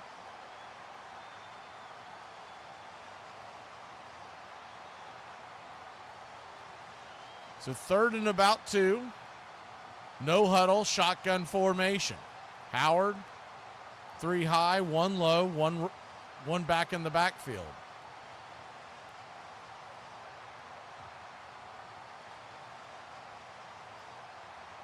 Now they shift. Quinshon Juggins to his left. Here's the snap. Draws back to pass. Fires it over to the left-hand side. That's going to be an Ohio State first down.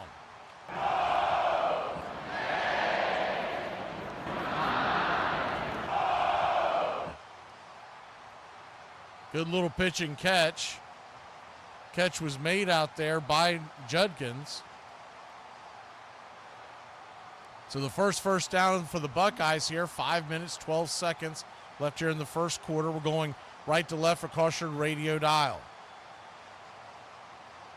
Howard under center. One back in the backfield. Here's the handoff off to the right-hand side. Judkins is going to push his way for about a 4-yard gain. It'll be 2nd and 6 for the Buckeyes.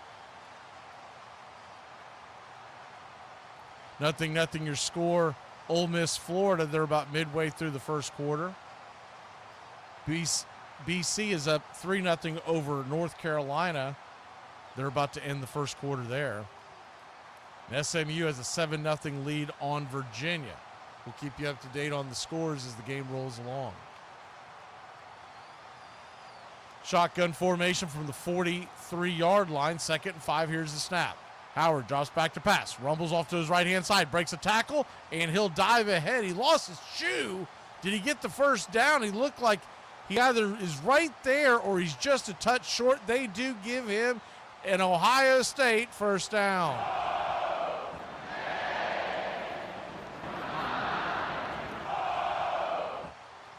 Shoe just popped off as he was running.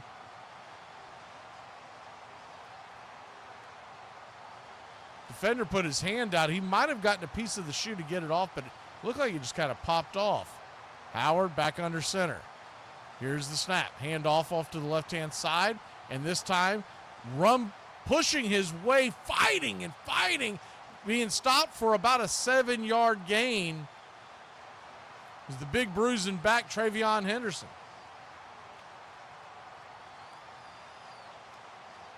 7-0 your score. Hoosiers lead the Buckeyes.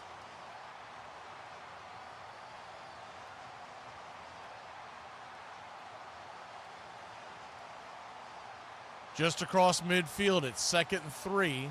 Ball at the 45 of the Hoosiers.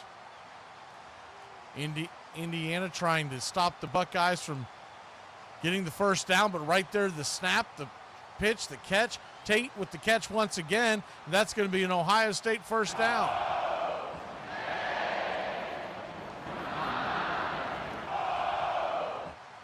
Pass was over to the left-hand side, just past the markers. Howard, by the way, 6 for 6 with 28 yards. And the ball is now at the 35-yard line of the Hoosiers. Buckeyes. Here's the shotgun snap. Howard drops back to pass, runs to his right, tosses it to his left. Bit of a screen pass. Henderson's got it. He's rumbling down the sidelines inside the 10-yard line to the 9-yard line for the Buckeyes. There is a flag on the play. 2:31 left here on the clock. Wait for the referees, to sort this out. Here's the call. There's going to be a push in the back, and that'll bring this all the way back. The push was made at about the 35, right there at the line of scrimmage, and it was indeed a push in the back. Big number 75, Carson Hinsman, called on the push.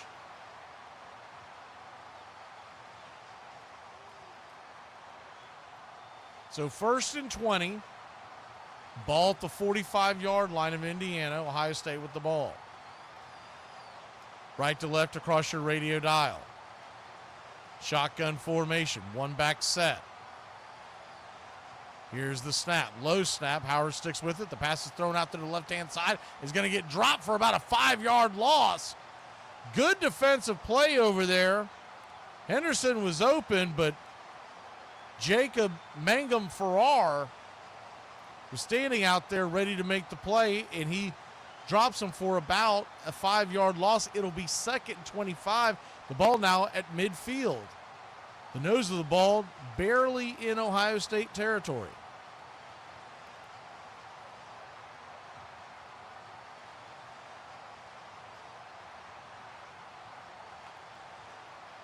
Shotgun formation, pistol set. Here's the snap, the handoff, going to fake the handoff, play action pass, and he's going to get dropped on a sack, and the ball comes out.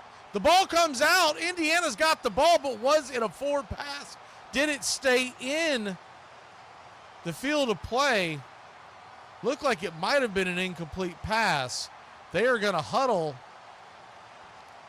at about midfield to talk it over. Here comes the call. There is a flag down, and it was an intentional grounding, so that will be ruled intentional grounding, not quite a sack. It's going to be a loss of down. The referee, let's see what happened here. As he went to move, he tried to shovel the ball. He was outside the pocket, but he didn't get it past the line of scrimmage. It was kind of an underhanded shovel. It looked like his shin was down anyways. Should have been called for a sack, but instead it'll be a penalty. The ball is at the 40-yard line, third and very, very long. Shotgun formation. Howard drops back to pass.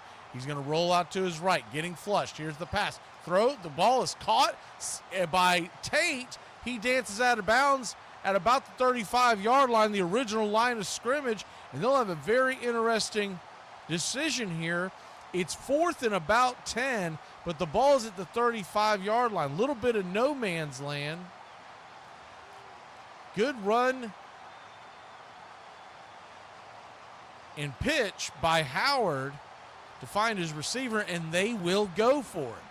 So a big play here. Buckeyes 15 of 21 on the year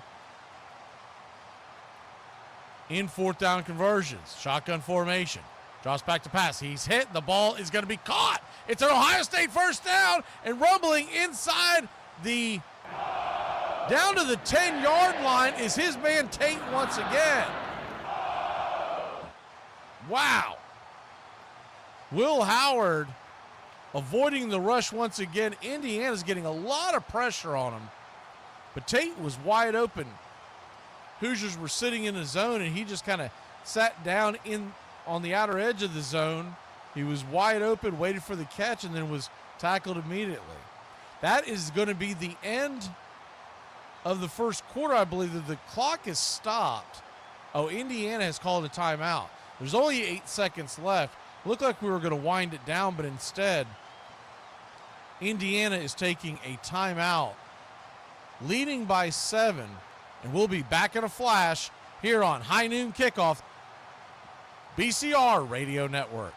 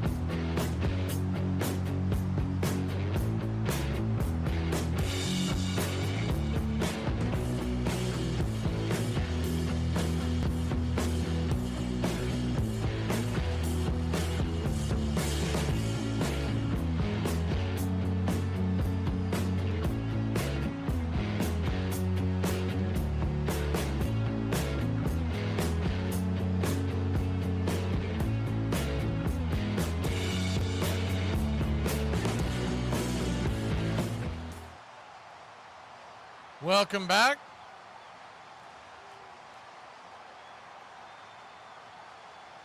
Going to hit the out-of-town scoreboard real quick. SMU leads Virginia 7-0 into the first quarter.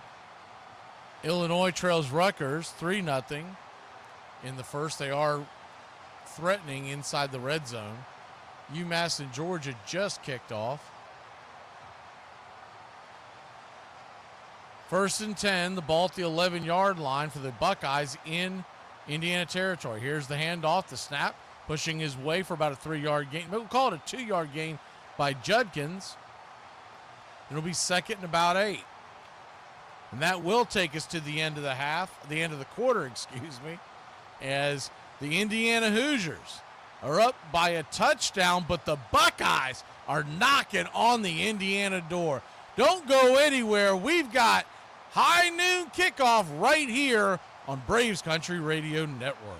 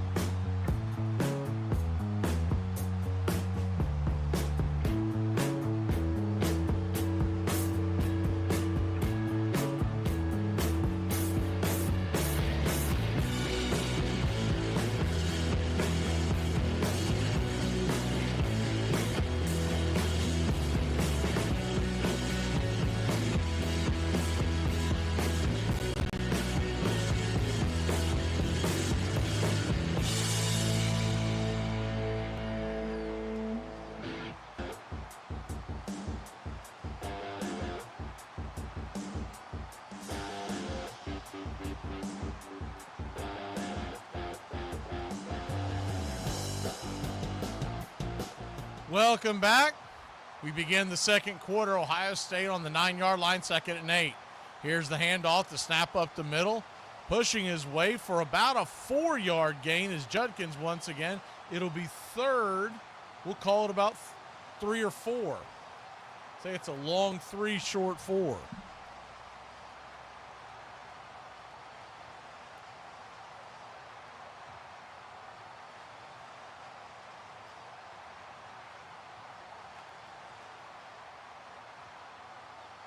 Indiana leads this one 7-0. 14:25 on the clock. We're going left to right across your radio dial. The ball just placed inside the 5-yard line, 3rd and 3. Here's the snap. Handoff up the middle, and just short of the first down is Henderson. Good run up the middle, but he'll be about a half-yard short, it looks like, unless they give him the benefit of the doubt.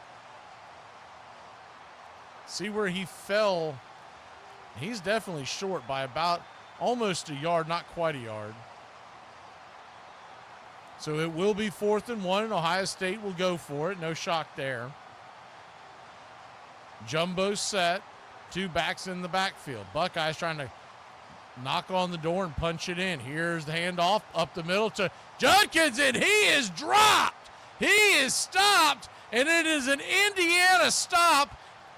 Hoosiers first down. What a big stop. The handoff was up the middle to Judkins. A little surprised they didn't leave Henderson in. Much bigger back. And he was met behind the line of scrimmage by Michael Kamara. He made the first initial hit, and then the Hoosiers defensive front just wrapped him up. Actually lost about a half yard, maybe got back to the line of game, but regardless, it'll be 1st and 10 Hoosiers here with 13:35 left in the second quarter. Those 2 long breaks before the end of the first. They're going to stay right here. We'll stay right with you. Hoosiers are backed up.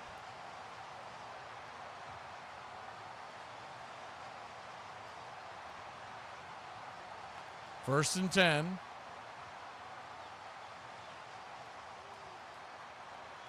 From their own 2-yard line, we'll call it. Indiana leading this one 7-0. They take a quick timeout. We'll stay right here and go over the out-of-town scoreboard. The Florida Gators could be pulling off a shock in the swamp. 13:09 left in the second quarter, and they lead the Ole Miss Rebels 7-0. Ole Miss just went across midfield. Miami 17-7, halfway through the second quarter over Wake Forest. Miami a big favorite in that one. SMU 7, Virginia nothing. 12:25 on the clock in the second quarter in that one. Rutgers and Illinois, they are tied at 3 apiece. They just began the second quarter there. Rutgers does have the ball, and they are threatening. Georgia trails UMass 6-0. How about that? That could be the shock of the year. Not likely to hold up, but if it is, we got a story there. Trey Harris of Ole Miss just scored a 43-yard touchdown to supposedly tie the game up, assuming they go for the extra point and get the extra point. So we'll be tied up in the swamp here momentarily.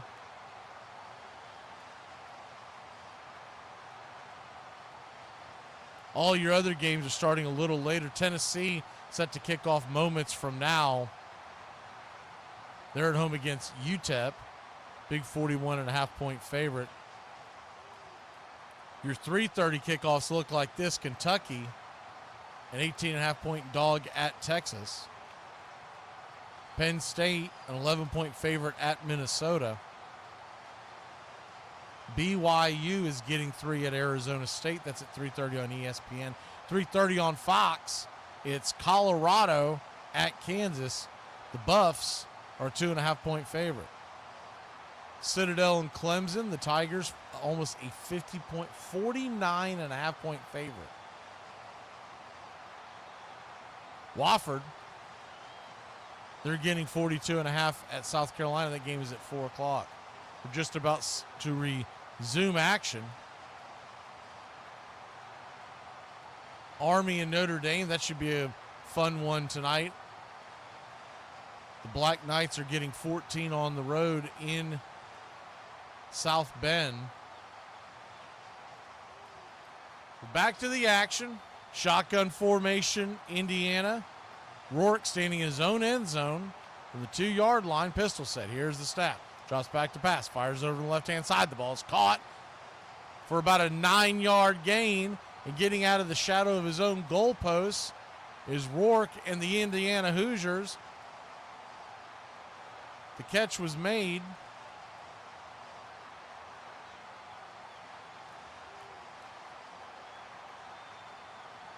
by Surratt. Rourke now 3 for 4 for 41 yards on the day. 2nd and 1.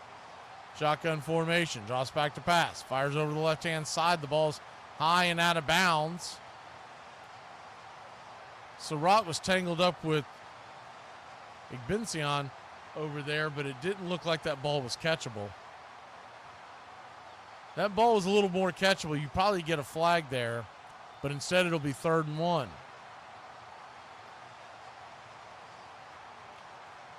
So 3rd and 1. Indiana trying to get the ball out of deep in their own territory after forcing a turnover on downs just moments ago. Shotgun formation, ball at the 11-yard line, man in motion. Here's the handoff off the left-hand side, ripping and kicking his way and pushing his way for a Indiana first down.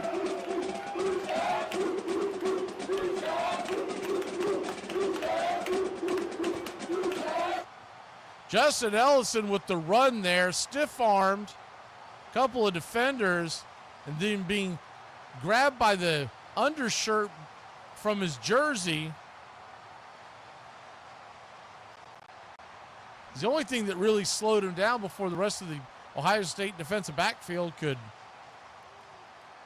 corral him.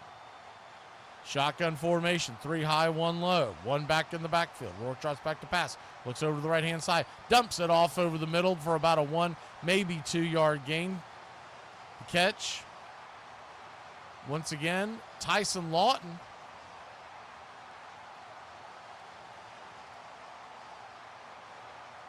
It'll be 2nd and 8 for the Hoosiers. 11:54 on the clock and ticking here in the second quarter.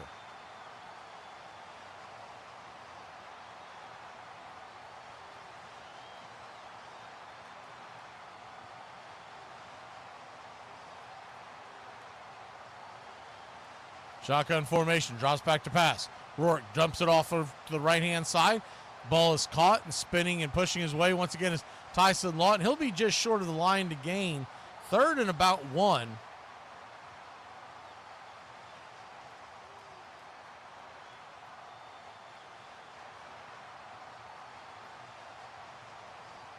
So 3rd and 1.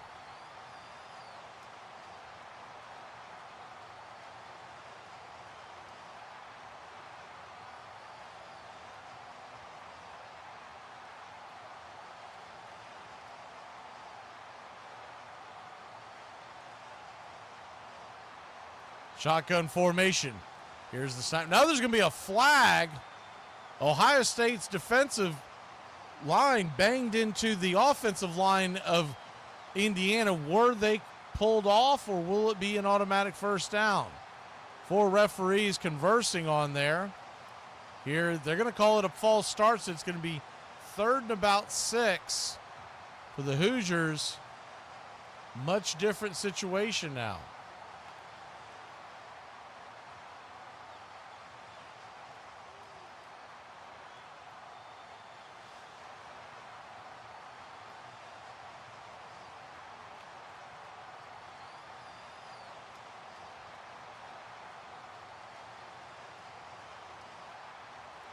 So 3rd and 6, the Ohio State Buckeyes. Fans jumping up and down.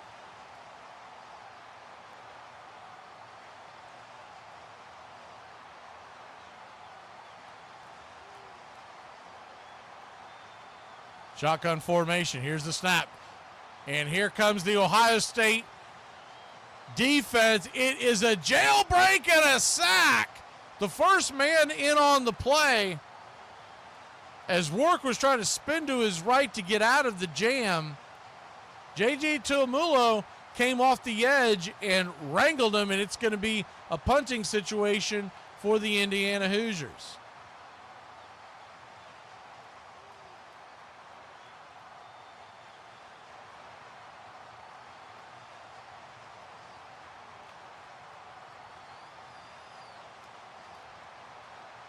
Here's the 4th and 17 punt. High end over end. Ball is caught at about the Ohio State 45. Here comes the return and pushing his way for about a 10, maybe an 11-yard gain. On the play was Igbuka. And Ohio State will set up shop at about midfield. Indiana's defense stood up. They had a hard time getting out of the shadow of their own goalpost, and that sack really changed the field. So when we come back, the Buckeyes will have the ball, trailing by only 7 and in Indiana territory.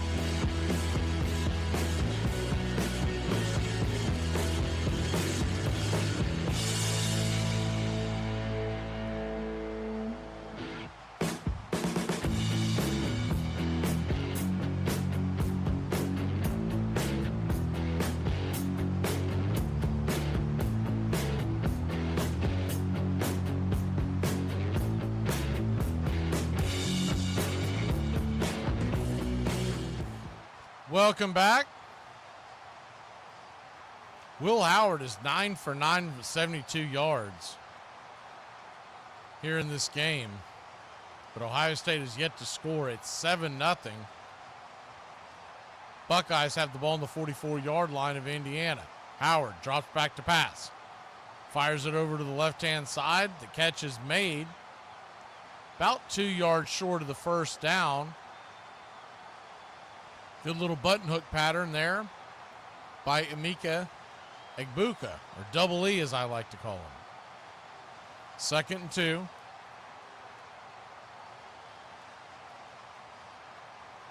Shotgun formation pistol set. 3 down load, including Double E. Tate also down there. Here's the snap. And here comes the rush. They're going to try to throw a swing pass over there. And dancing out of bounds, but making the first down is Henderson. It'll be an Ohio State Buckeye first down.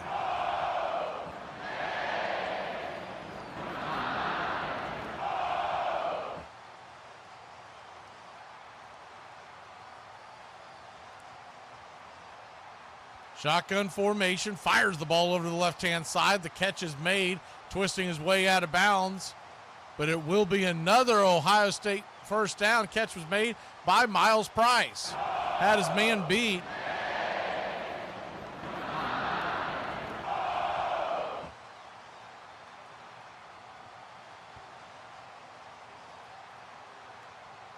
.8:24 on the clock, 1st and 10. Buckeyes trying to tie this game up as they're just about an inch outside the red zone. Shotgun formation. Here's the play action pass. Fires it over to the left-hand side. The catch is made once again, this time for about an 8-yard gain.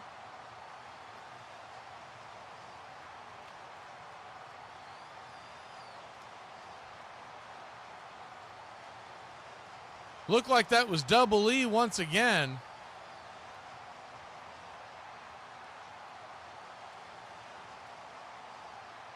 Double E, a junior, most likely will be playing on Sundays.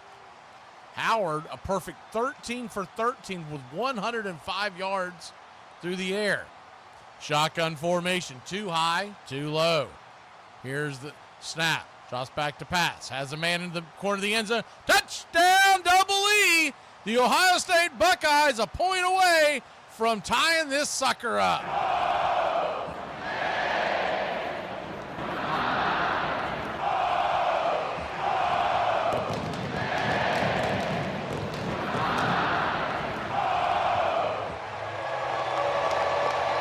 Wide open on the left-hand side.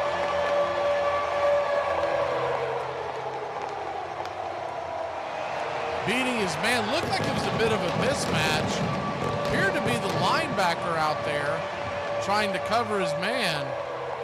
You get a linebacker on Double E. It was, in fact, Linnell Carr, who is actually, though really plays linebacker, is actually a defensive end. They had the mismatch all the way. The kick is up. The kick is good, and with 7:22 left here on the clock, we got a tie ball game here at the Horseshoe.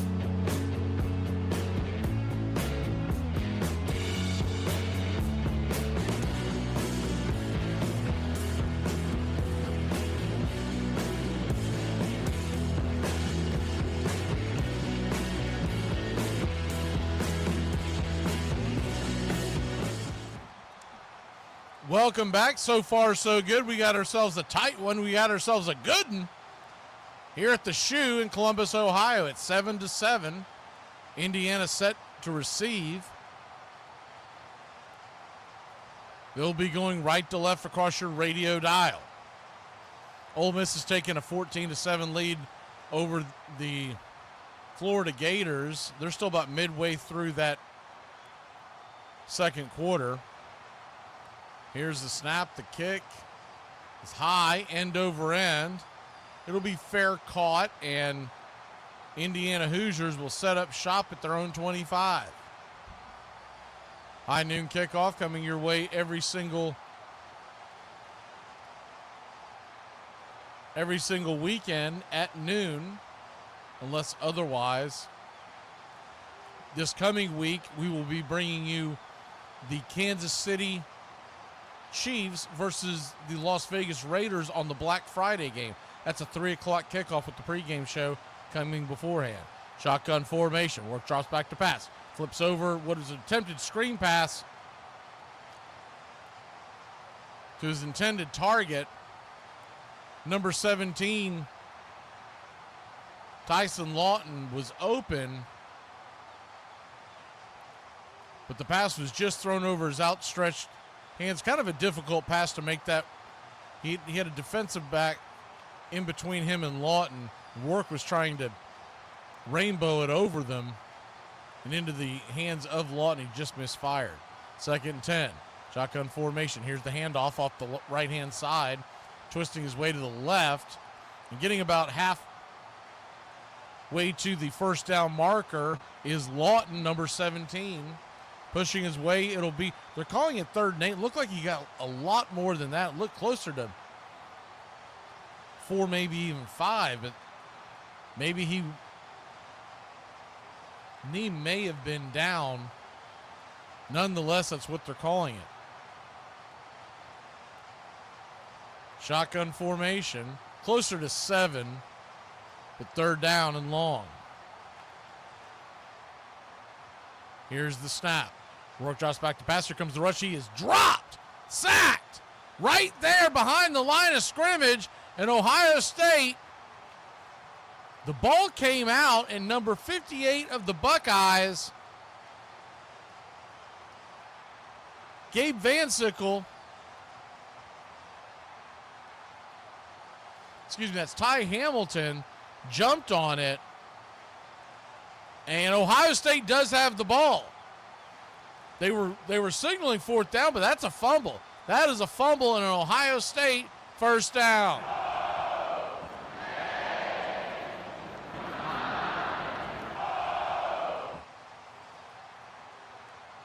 Curtis Rourke was blindsided.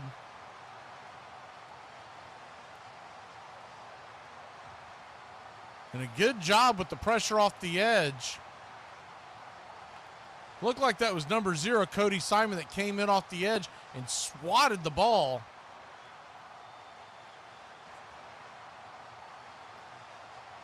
Actually, it was just a good hard tackle, and it knocked the ball out of his arms. Rourke not expecting it.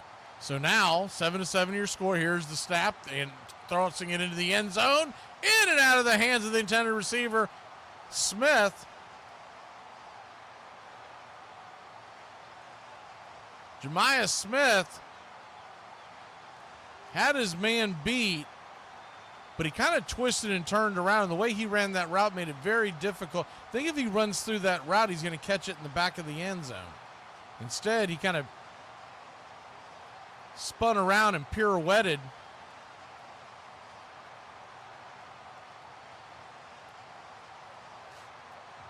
So it'll be 2nd and 10. The ball at the 18-yard line. Here's the snap, pitch to the outside, and he's going to get dropped for about 4, maybe even a 5-yard loss. Jones and West of the Indiana Hoosiers combined on the tackle as they were trying to stop Quentin Judkins from getting to the outside. He tried to cut back in, but by then it was too late. So it'll be 3rd and 14. Howard, if nothing else, wants to make sure he's smart with the ball here and get the lead with 5:40 left here in the second quarter. Don't want to force anything, but with his unbelievable talented receiver set, and there's a man not uncovered up high. Here's the snap. Drops back to pass. Fires it over the middle. The ball is caught. The ball is intercepted. It goes in and out of the hands of the intended receiver for the Ohio State Buckeyes. Holy cow!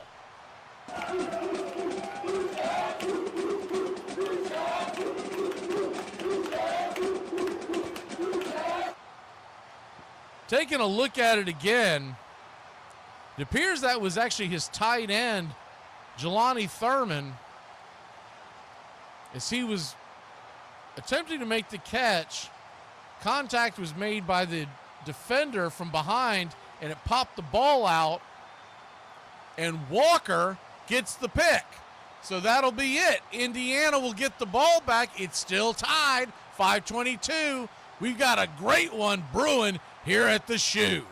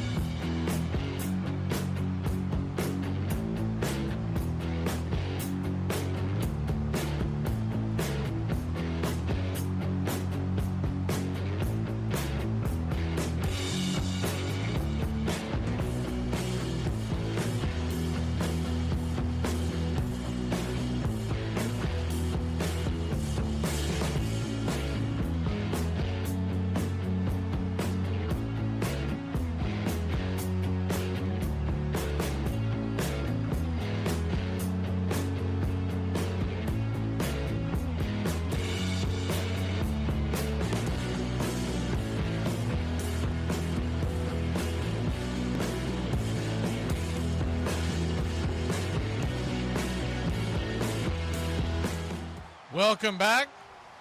Just moments ago, Ohio State with a turnover on the Indiana 11-yard line. IU sets up, shotgun formation, pistol set. Here's the snap, handoff off to the right-hand side, rumbling about 5-yard gain. It'll make it second and very manageable for the Hoosiers. Another run by Justice Ellison.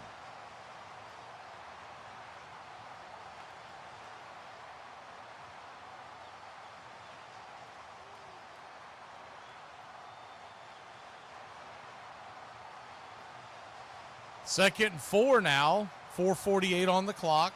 Shotgun formation, one back, two low, one high. Tight end off to the right-hand side. Here's the snap. Hands it off up the left-hand side. Rumbling, stumbling, bumbling his way for an Indiana first down is once again Justice Ellison.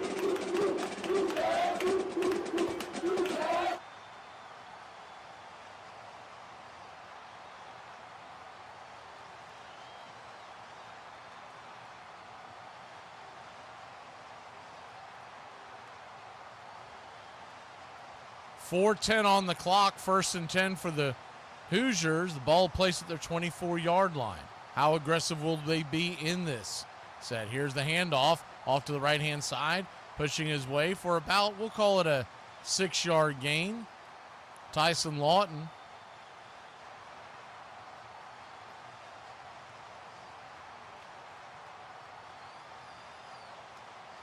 Lawton now with 14 yards on the ground. Ellison with 34, Lawton with the touchdown earlier. Rourke is 5 for 8 with 50 yards passing.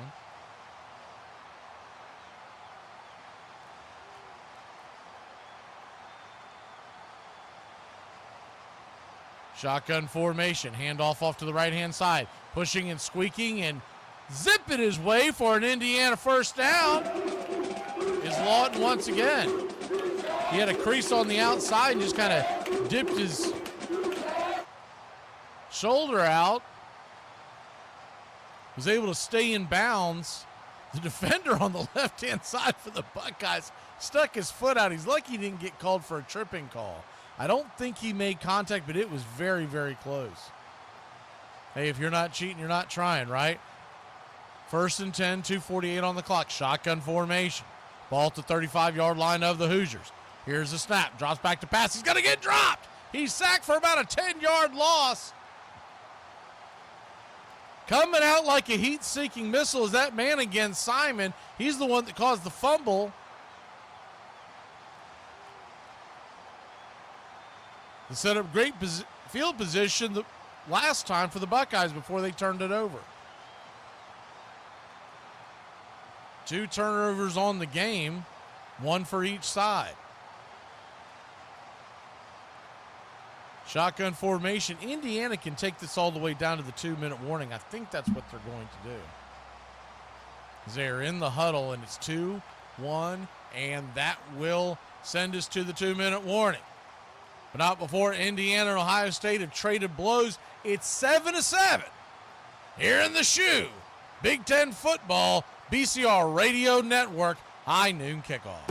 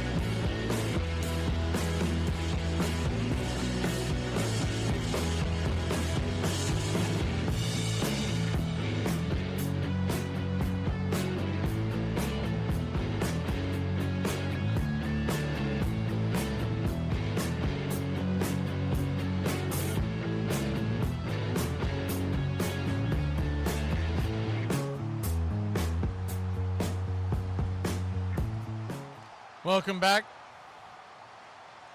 Ball is at the 27-yard line of Indiana. Indiana drops back to pass. The ball is fired over the middle. Maybe a gain of about a half a yard before he's stopped and dropped by Styles. It'll be 3rd down and long, and I would think Ohio State is going to use a timeout. They have a chance to. They will use that first timeout. Should be a 30-second timeout. They're just here to try to stop the clock to get the ball back in Will Howard's hands.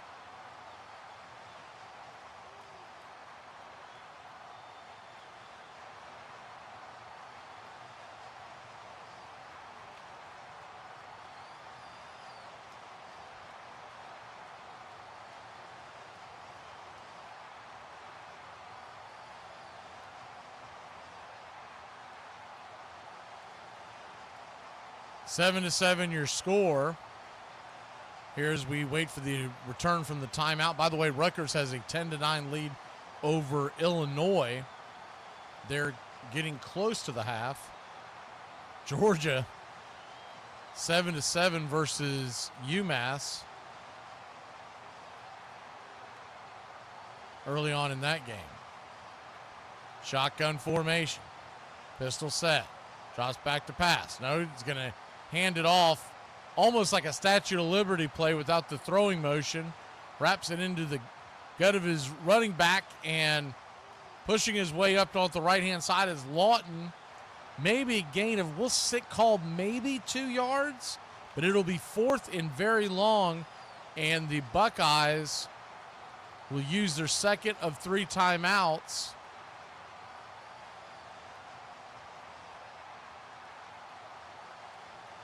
Indiana, it was 3rd and 18. So on that handoff, about a 3-yard gain. We'll call it 4th and 15, maybe a touch longer. But nonetheless, there'll be a 1:47 left here in the half. Ohio State's about to get the ball. You would think they would have decent field position and a chance to maybe get the lead before we head to half. Meanwhile, Ole Miss and the Florida Gators, they're tied at 14. 2:20 on the clock. Here's the snap. The punt is a bad snap. Pops out of his hands. And, oh my word, what a disaster. Ohio State is going to have the ball at the Indiana 5-yard line. You've got to be kidding me. Special teams. Take a look at this again where this snap ends up. No, actually, it wasn't a bad snap. It just went through the hands of the punter, number 94, Evans, and Evans costing his team dearly. They'll be knocking on the door. Good Lord.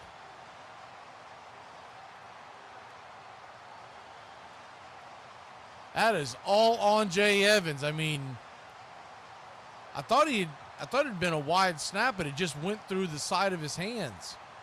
Hit him in a bad place right in the hands. Good Lord.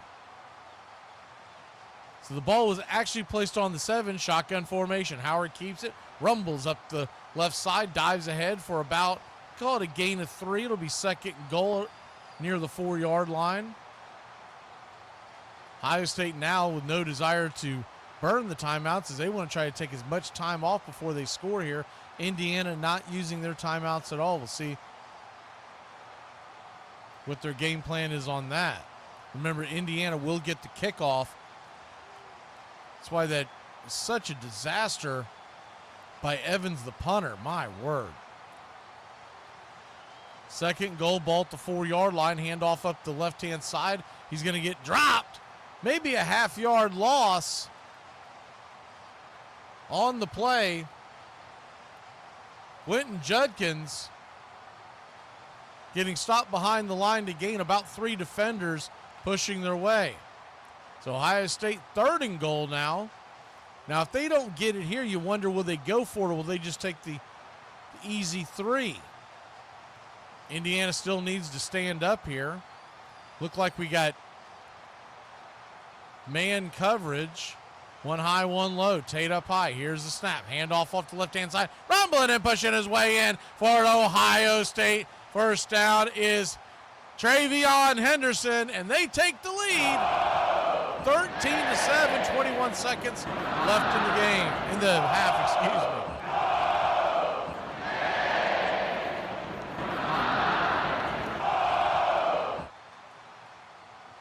What a disaster for Evans, the punter, giving the ball to Ohio State right there on the 7-yard line.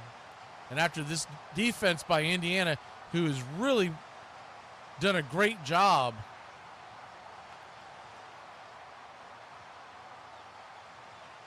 Here's the snap. The kick is up. The kick is good. And that's a 14-7 your score as we head to break. There's 21 seconds left here in the half. We'll see if Indiana can do anything with it when we come back.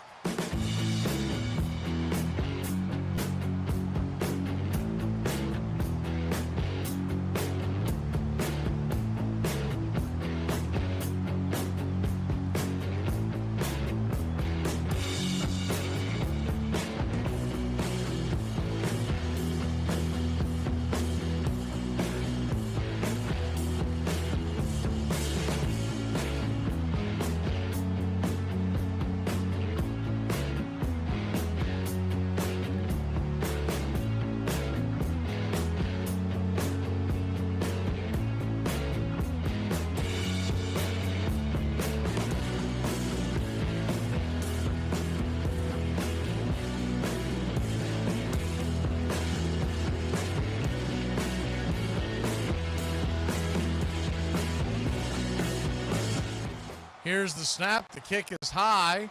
End over end kick into the Indiana end zone. It'll go in, it'll go out, and the Hoosiers will take over at their own 25-yard line.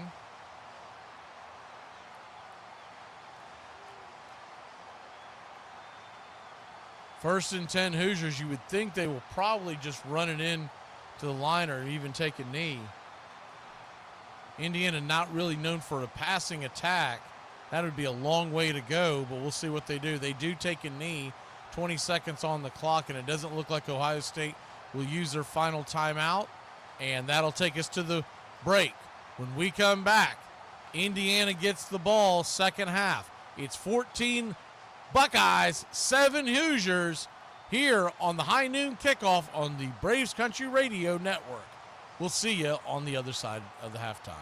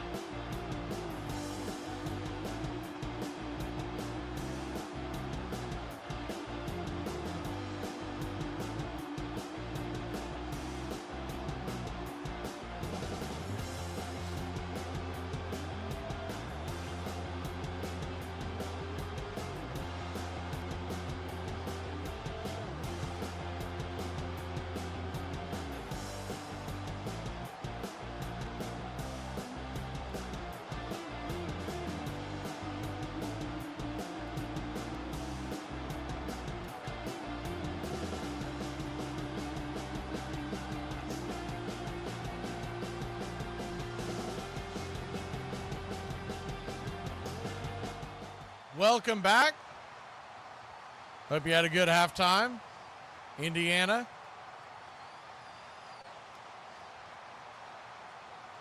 set to receive the ball, trailing 14-7.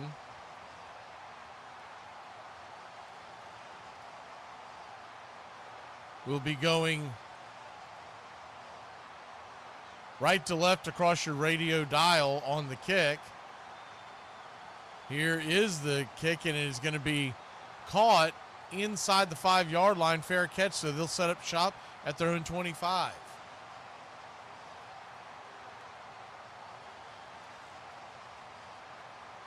Clean that up for a second. We'll be going right to left with Indiana with the ball. The kick was left to right. Beginning of the third quarter here, Indiana trails by only a touchdown. Self-inflicted wound as the punter, Evans, fumbled just before the half, and Ohio State took the lead. Here's the snap, the handoff up the middle, pushing his way for about a 5 or 6 yard gain is Justin Ellison. There will be second about 4. Indiana took their first possession and went the entire distance, 70 yards, after forcing a 3-and-out, taking an early 7-0 lead. Since then, not much doing, but they have not had great field position. 2nd and 5, they're going to spot it. Shotgun formation, single back set. 1 high, 2 low. Here's the snap. Play action. And now he's going to hand it off, and the ball's out. Another self-inflicted wound, and Ohio State appears to have the ball. The ball is out, and Indiana's pointing that they've got the ball. I'll have to wait for that ball was squiggling around. About 9 Buckeye and Hoosiers were scurrying for the ball, and who came up with it, I believe, after it popped out a few times. A couple of guys had their hands on the ball, and I believe what ended up happening, ended up being one of the offensive linemen for the Hoosiers. See who that was. Looks like it was Nick Kidwell diving on the loose ball. That ball came in and out of the arms of about 5 guys. It'll be 3rd and 3. Ball to 32 of Indiana. Shotgun formation. 1 man in motion. And we're going to get a flag. Are you kidding me? Delay a game, and Indiana's falling apart here. Beginning of the 3rd quarter. You wonder what that fumble by Evans, the punter, did to their psyche.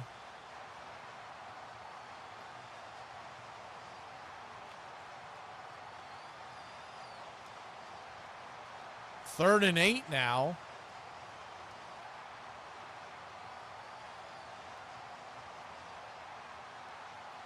(13-17) on the clock. Indiana trying to get a first down here to start the half. Here's the snap. Flips it out to the right side. The ball is in and out of the hands of his intended receiver, Miles Price, late breaking out of his route. The ball might have caught him by surprise. Rourke was being pressured, had to get rid of it quick. Really, actually a pretty good pass. Just a poor job by Price to locate the ball and catch it. So 4th and 8. Ball at the 26-yard line. Here's the snap. The punt by Evans is high, end over end. Ball will bounce at about the 30-yard line. Here's the return. Caught at about the 20, spinning his way down the right-hand side. Indiana's in trouble. Here come the Buckeyes, rolling, rumbling the 30, the 25, the 20, 15, 10, 5, touchdown Buckeyes! Caleb Downs takes it all the way, and just like that,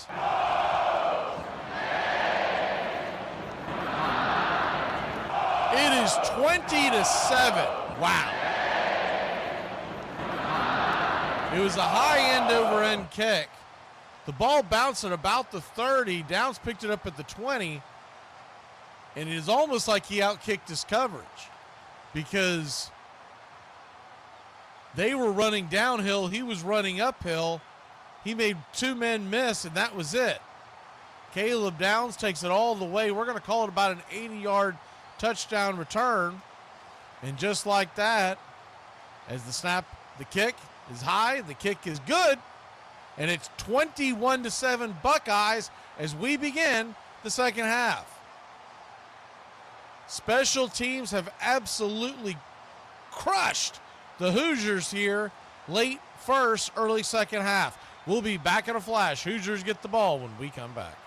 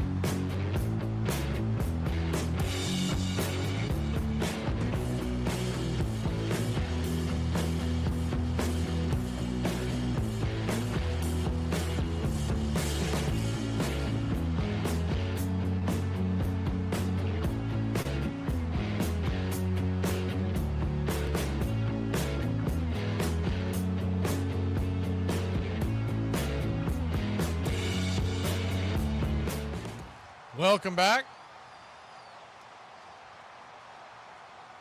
Indiana and Oregon are the only 2 undefeated teams in the Big Ten. Ohio State with 1 loss. Penn State with 1 loss.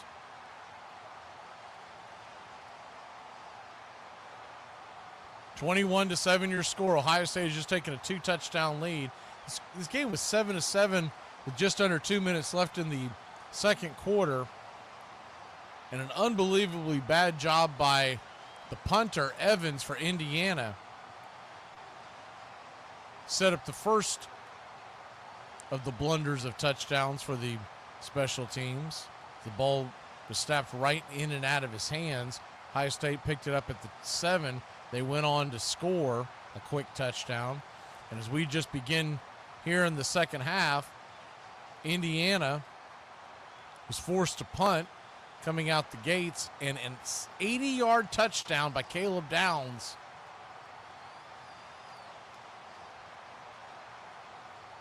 has made this a 2-touchdown game. Considering Indiana has a hard time moving the ball since that very first possession, as the kickoff went in and out of the back of the end zone.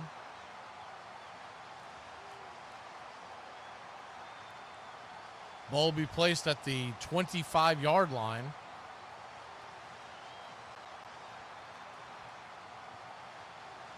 First and 10, ball at the 25-yard line. Shotgun formation, pistol set. Here's the handoff off the right-hand side. Rumbling and squiggling his way up for an 8-yard run. Big number 17, Tyson Lawton. It'll be second and about 2. Lawton. That'll push him to about 27 yards on the day. Ellison, 44.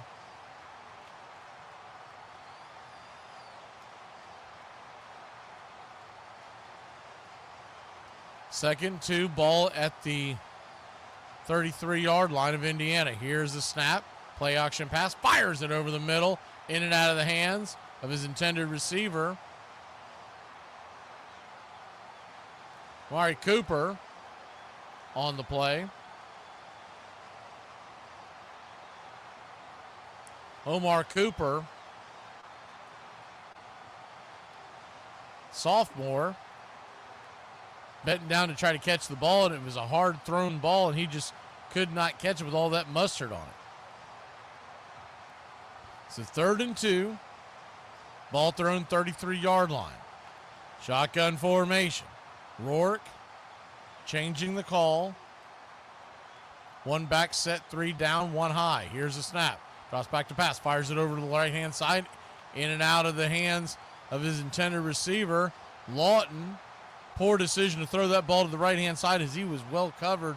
And Lawton got a little bit of alligator arms. Wouldn't matter. He would have been decked right there behind the line of scrimmage, and it'll be 4th and 2. And just like that, Indiana, 3 and out, 3 and out, 3 and out. Backs are against the wall here. You just simply can't throw that ball in that spot. And it's starting to look like Rourke is seeing ghosts. Here's the snap. The kick is high. End over end kick. Ball bounces at around the 20. It'll roll down to the Ohio State 25, maybe even to the 24-yard line. That's where the Buckeyes will take over. They lead 21-7. Still early going here in the 3rd quarter. But the Hoosiers got to have a big stop in a big way when we come back.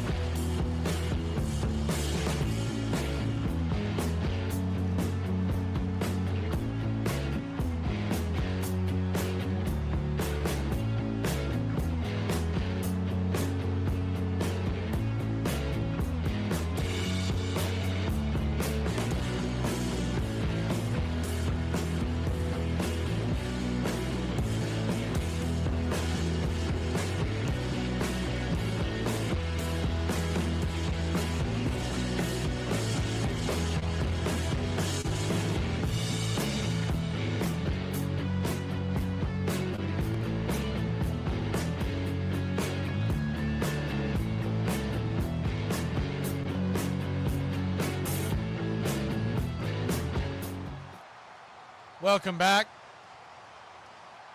Ohio State with the ball on their own 24-yard line. They placed it about the 25, actually. Here's the snap. Howard looks back to pass, fires over the left-hand side, and the ball is caught out, running out of bounds, but not before Ohio State and Double E get a Buckeye first down.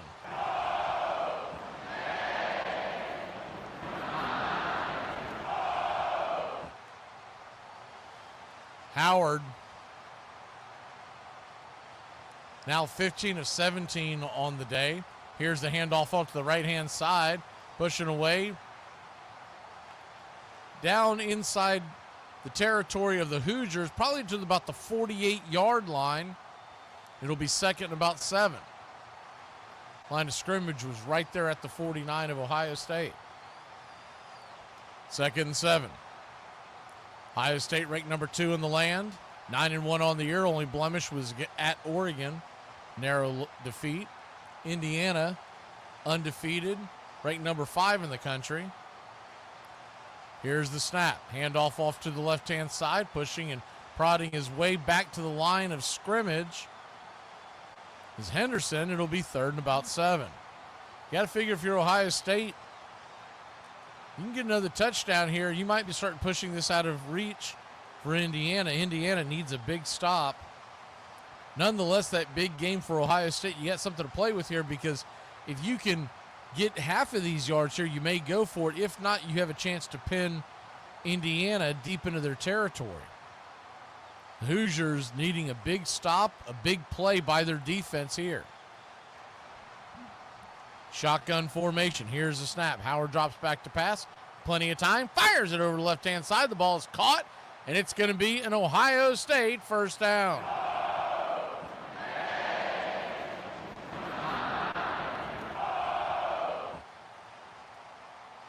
Good leaping grab.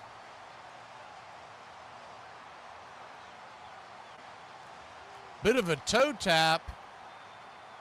You only need the 1 foot down by Jeremiah Smith over there on the left-hand side, but he got 2 down, so that catch is good on Sundays. Shotgun formation, ball at the 34-yard line, going left to right across your radio dial. First and 10. Here's the snap, the handoff up the middle, pushing is Henderson, and he gets about a 5-yard gain. It'll be second and 5. Indiana really starting to get pushed all over the field here.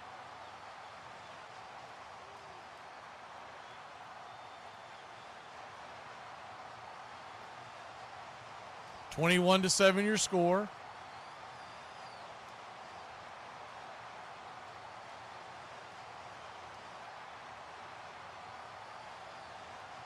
Second and 5, 8:54 left here on the clock. Second and 5, shotgun formation, pistol set. 1 high, 2 low. Here's the snap, handoff up the middle, and it'll be an easy first down for Judkins and company. About an 8-yard gain, and Ohio State moves the chains once again.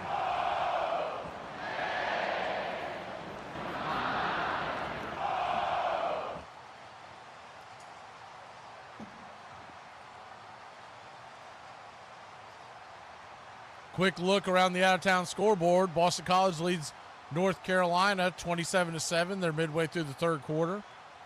Florida State leads Charleston Southern 3-0. Heavy favorites there. Charleston Southern is moving the ball. Howard under center hands the ball off on an end around, and once again will be Smith rumbling his way inside the 10-yard line of Indiana, and it's going to be a Hoosiers getting pushed around once again, and an Ohio State Buckeye first down.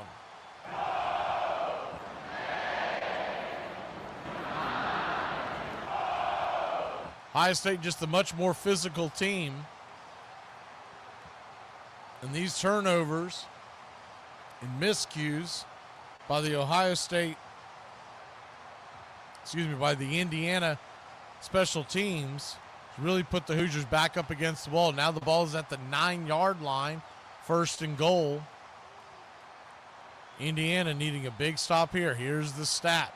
Handoff up the middle. Henderson pushes his way to the 5-yard line, and it'll be second and goal. Look like Henderson got down to about the 4-yard line.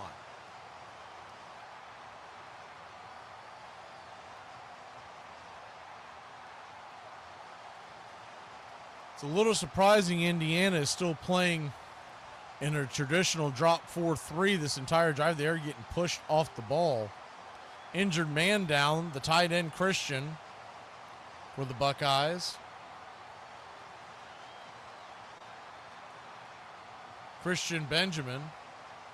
Benjamin Christian, excuse me. He is down there attending to his knee. Looks like they're going to take a quick break. We'll take it with them. Ohio State knocking on the door, trying to take this to a 3-score lead. We'll be back in a flash. High Noon Kickoff, Braves Country Radio Network.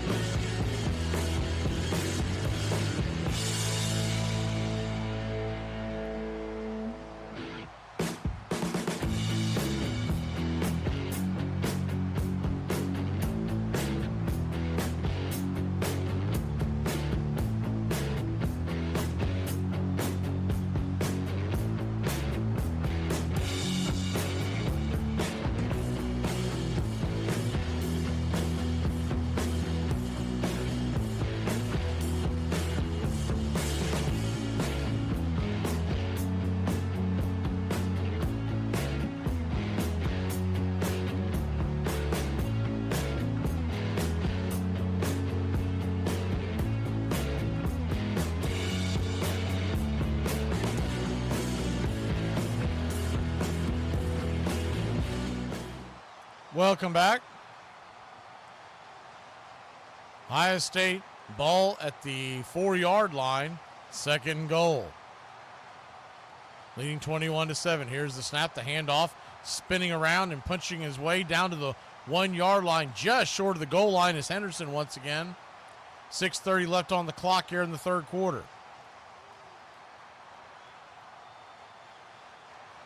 Good spin move by Henderson. He was going to get dropped in the backfield for about a 2 or 3 yard loss.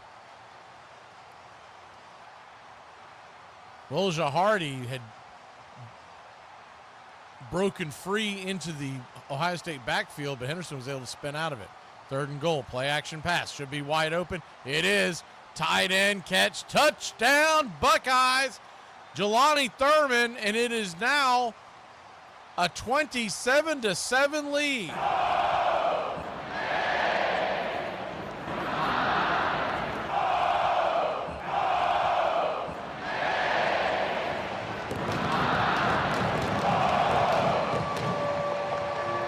Wide open in the back of the end zone. Play action pass. No one had Thurman.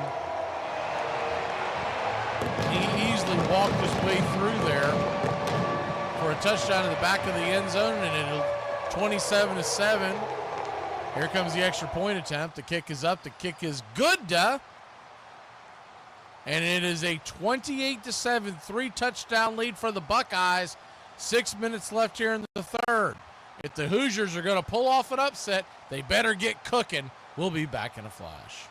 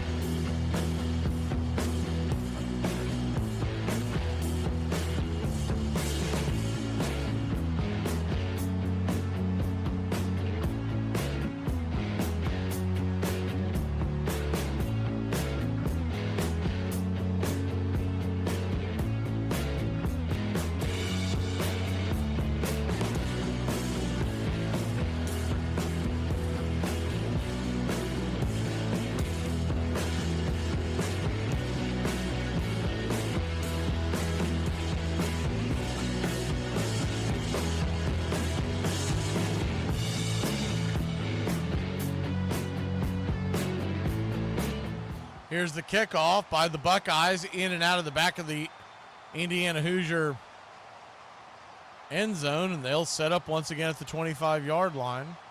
If you're just joining us, the game should be much closer. Indiana with the fumbled punt attempt that gave the Buckeyes an easy touchdown just before the half, made it 14-7 after a 7-7 slobber knocker. Then after a 3-and-out to start the second half, a punt return all the way 80 yards that made it a 2-touchdown game. Moments ago, the Buckeyes drove the field and lead it 28-7. But if you look at it at the tail of the tape, it should be a touchdown game right now instead. Handoff off to the right-hand side. Slicing his way for an Indiana first down is Tyson Lawton. Really the only guy who's done much today. He's got the one lone touchdown. And that'll send him up over just below 40 yards on the day on 8 carries. We'll call it 8 for 38. First and 10. Pistol set. 1 high, 2 low. Tight end on the left-hand side. Here's the snap. Running off to the left-hand side. Lawton's got a crease. He's going to break down the left sideline, and he runs out of bounds, ran out of real estate, or he might have been gone. It's an Indiana Hoosier first down in Ohio State territory.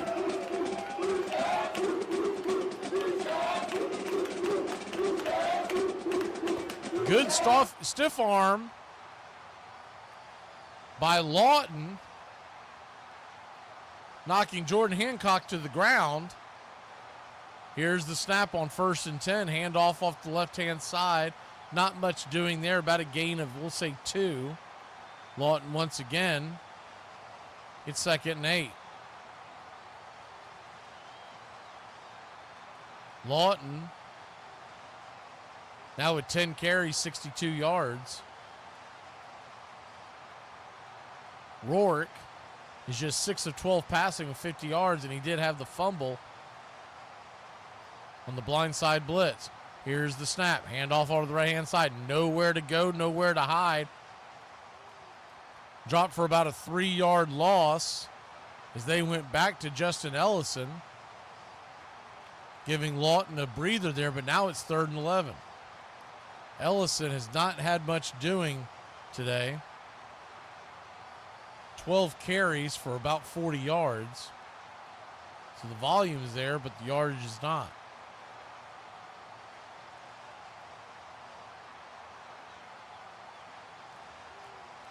Shotgun formation. 1 back set. 2 high, 2 low. Here's the snap. Fires it over the right-hand side. Incomplete pass. Would have been a pretty good run. I think if Price is able to corral that pass, they had a bubble screen set up that looked like a very good chance it was going to either break all the way for a first down, maybe even more, or get very, very close.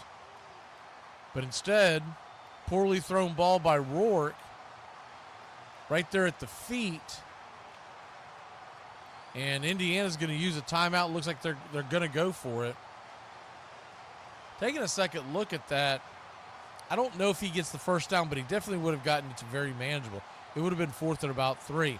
So Indiana's going to take a timeout. They'll take a break. We'll take a break when we come back. You got to think they're going for it. You don't waste a timeout if you're thinking about punting.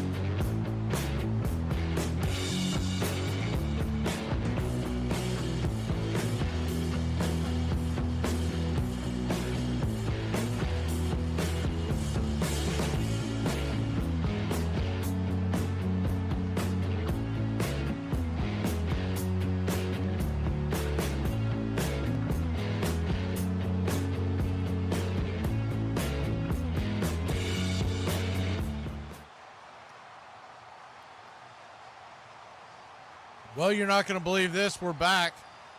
And Indiana has decided to punt. So why call the timeout? Why not just let it roll down? If you were worrying about anything, a delay a game, you're sitting right there just inside their territory. This is really strange. Roll over and play dead. All right, here we go. The punt high. End over end kick. Fair caught it at the 8-yard line. We'll call it the 9. Ohio State will take over the ball with 3:34 on the clock. I mean, you've really got to question the decision there to not go for it because you're down 28-7. But okay, if you're not going to go for it, why waste a timeout if you truly intend to try to win this game?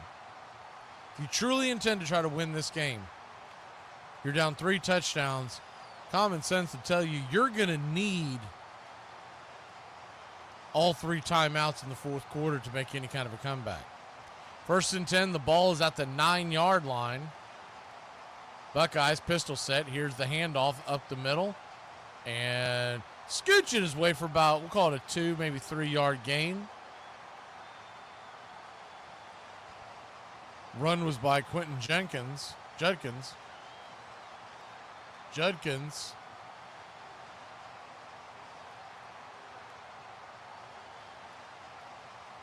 Quinshon Judkins, that was his 9th carry of the day for just 22 yards.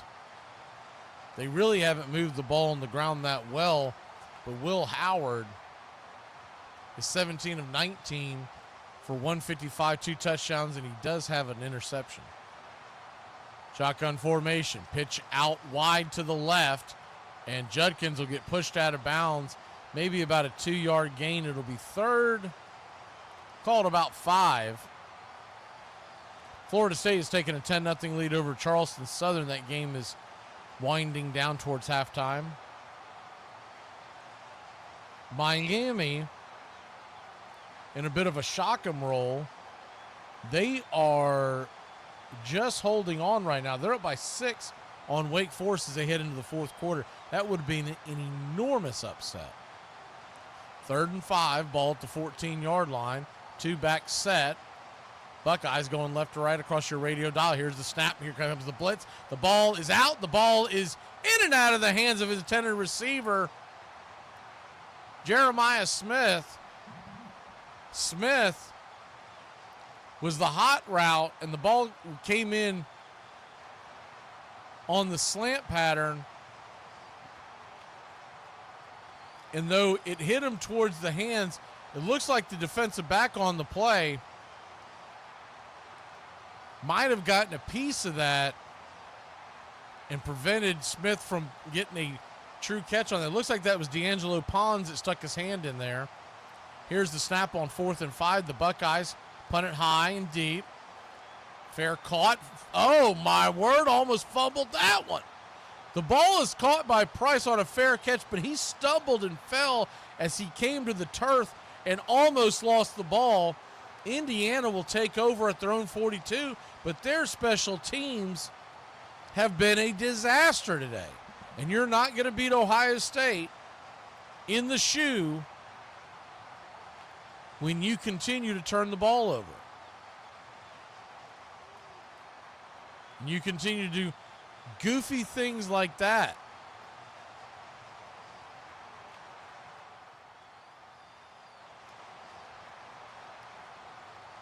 Shotgun formation, 1-back set, man in motion. Here's the snap. Drops back to pass. He's going to get smoked and dropped. Rourke once again held on to the ball too long, and the Buckeyes have a sack, and it's going to be 2nd and very long. Tumioloau came flying in off the edge. 2 defenders were there to block him. Neither one of them got their mitts on him. You had the left guard swinging wide, and the tailback trying to get the chip block. He ran around both of them and got the sack. Shotgun formation, 2nd and 17. Handoff up the middle, about a 5 or 6 yard gain. It'll be 3rd and long once again for the Indiana Hoosiers. Hoosiers trail by 21 points. Just over a minute left here in the third quarter. Pretty fast-moving ball game. Indiana trailing by 3 touchdowns, and they are taking up a lot of clock in between snaps. Ball is just inside their 41-yard line. Line to gain is the 49 of Ohio State. Shotgun formation.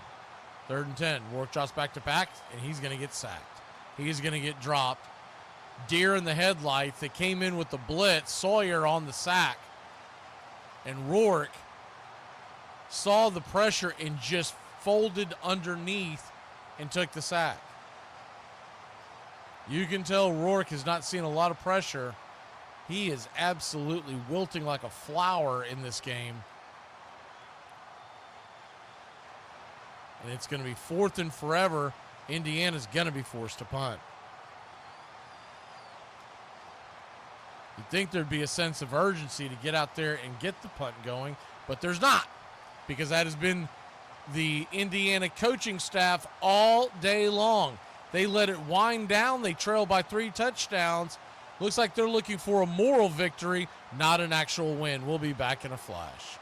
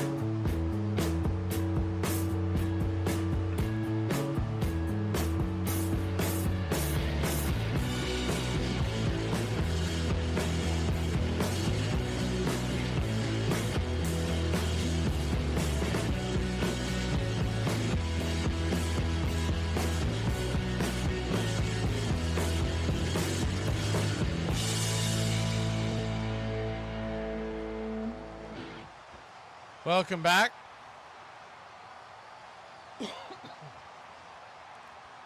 Indiana set to punt. Evans.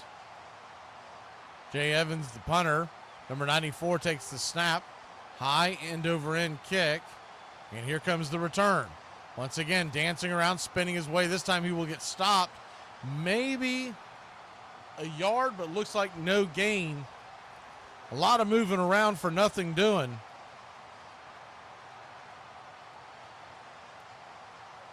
Is the man of the game, man of the hour, Caleb Downs, who returned the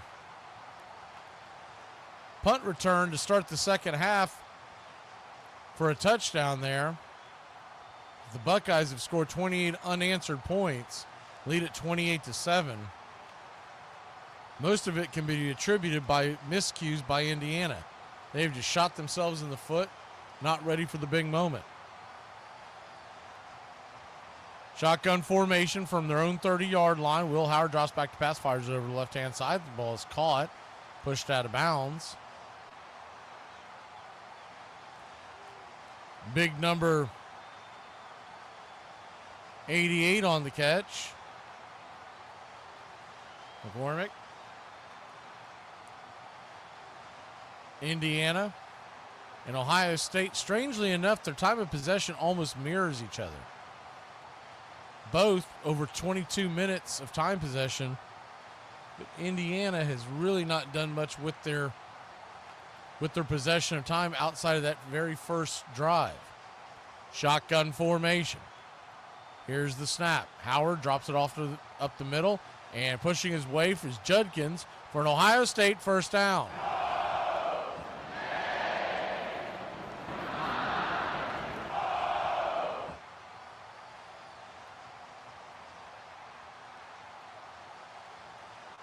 First and 10.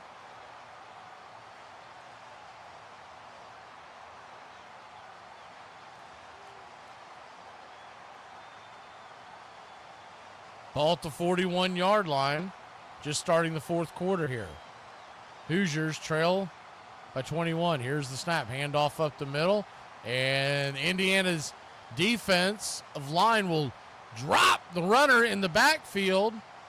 About a 1-yard loss. It'll be second and long.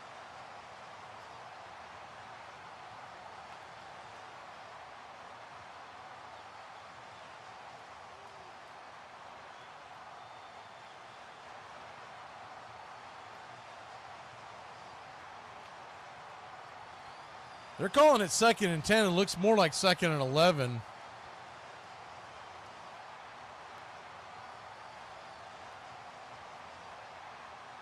Second and 10, ball in their own 41-yard line. They gave him a very generous spot. Here's the snap, the handoff off to the left-hand side, being stopped behind the line, but then diving and pushing his way for about a 3-yard gain is Judkins as he... The play was to the left side, and he knifed inside to the right to avoid a couple of tacklers.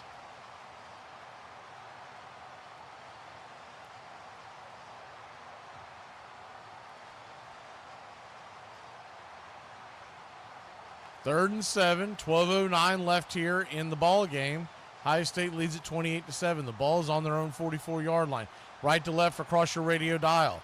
Howard drops back to pass, fires it over the middle off to the left-hand side, and the ball is going to be caught, but Henderson is stopped short of the line to gain, 1 or 2 yards short of the first down. You would think Ohio State with the big lead would punt, but Howard wants to go for it.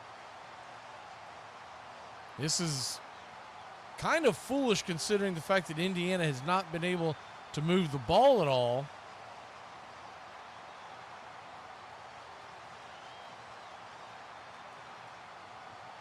But they will show that they will go for it at the ball at midfield. Here's the snap. Howard drops back to pass. Here comes the rush. Fires it over the left-hand side. The ball is caught and pushed out of bounds. And there's kind of pushing and shoving by Double E, who made the catch, and it's an Ohio State first down.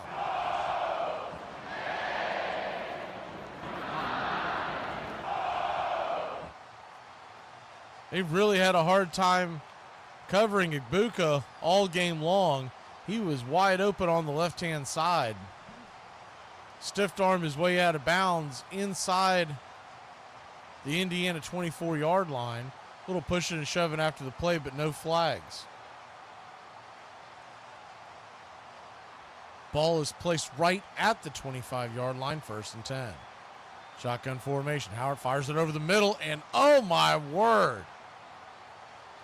The ball goes harmlessly to the ground, but there was a miscommunication between Howard and his intended receiver,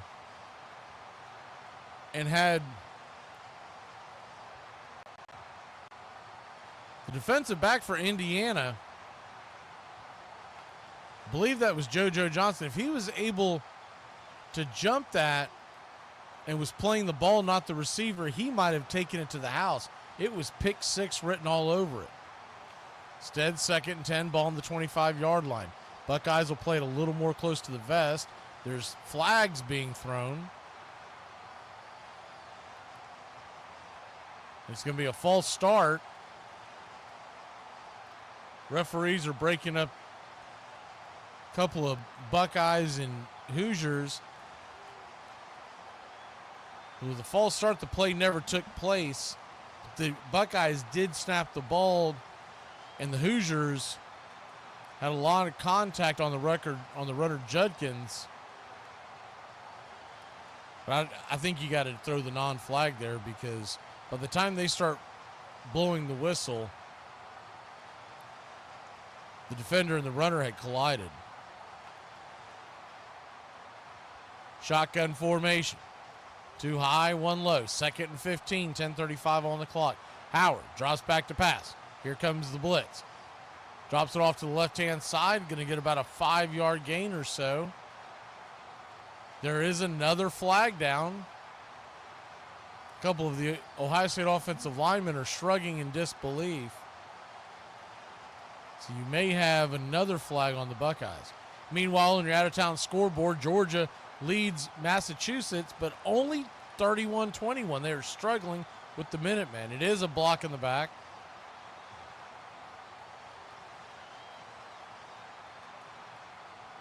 Tennessee all over UTEP 28-0. They're at the half. Rutgers and Illinois, it's a 2-point game. Rutgers leads at 17-15. They are heading to the 4th. SMU 26-0 over Virginia. Ole Miss and Florida, they are tied at 17, heading towards the 4th. Miami now has a 12-point lead on Wake Forest. 7 minutes to go in that one. That's your out-of-town scoreboard. It's going to be 2nd and 22 after the block in the back. 10:06 on the clock. Shotgun formation. Here's the snap. Handoff up the middle, off to the right-hand side. Gain of a couple, but it'll be 3rd and about 20. Got to figure after a couple of miscues here. If you're Ohio State, 3-touchdown lead, you're not that concerned about Indiana getting back into this one. And you may more so want the reps to be able, if you need this type of gain come December. So normally you would say you would play this very conservatively to make sure you get the win, but this is a different situation as they look towards the playoffs. 3rd and 21, ball at the 36-yard line. And timeout is called by the Buckeyes. We'll take it with them when we come back. The Buckeyes, 3rd and long. Indiana's got to get a stop. We'll be back in a flash.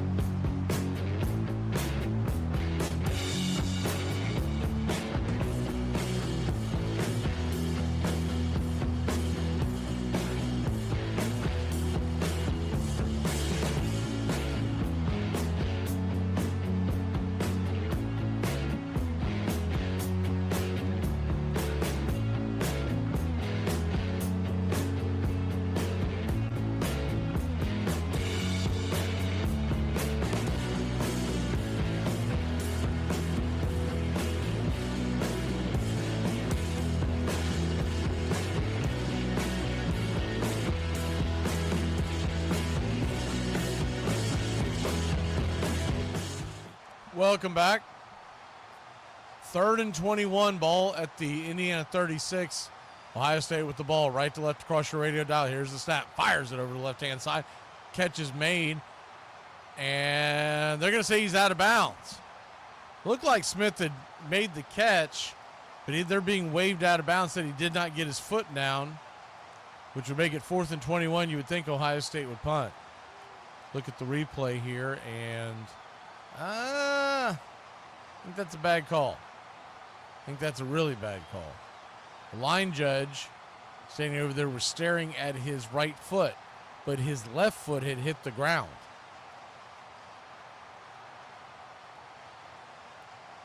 And looks like they may have corrected that.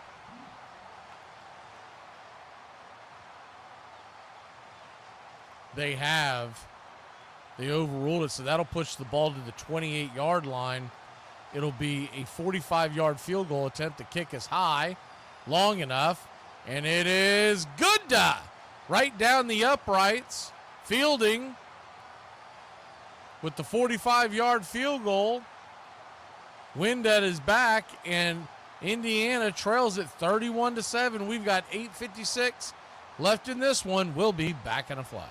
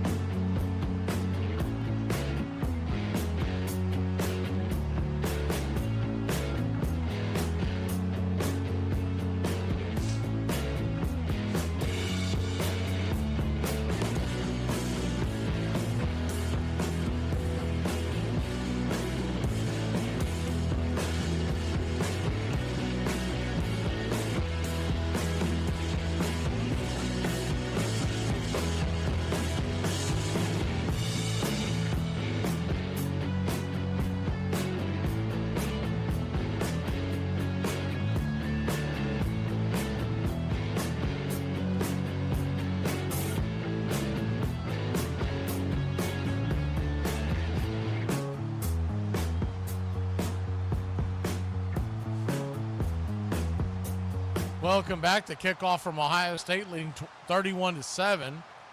End over end, in and out the back of the Indiana end zone. And the Hoosiers will take the ball over.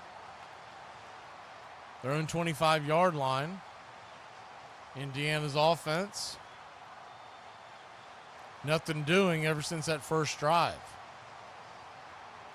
On the day, the Hoosiers just 50 yards passing, 6 of 13 by Rourke, and a net gain of 39 yards on the ground. That's a little misleading because Rourke is charged with 46 and Evans 23 negative yards for a total of 69 yards in minus 69 yards on the ground. First and 10, the handoff is up the middle. It'll be about a 2-yard gain. It'll be 2nd and 8. College football, unlike the NFL, takes the yards away on the ground by a quarterback during a sack. Here's the handoff up the middle off the left-hand side, and it'll be about a 6-yard gain. 3rd and about 2. Indiana now just playing not to get blown out. Might be too little too late on that one. 31-7 your score. Figure if you're going to have a reputable score, you'd have to get at least 2 touchdowns here. Make it 31-21. Anything below that, and there's only 7:51 on the clock, they're going to tumble down the poles. 3rd and 3, shotgun formation. Here's the snap, handoff up the middle, and pushing his way for an Indiana first down.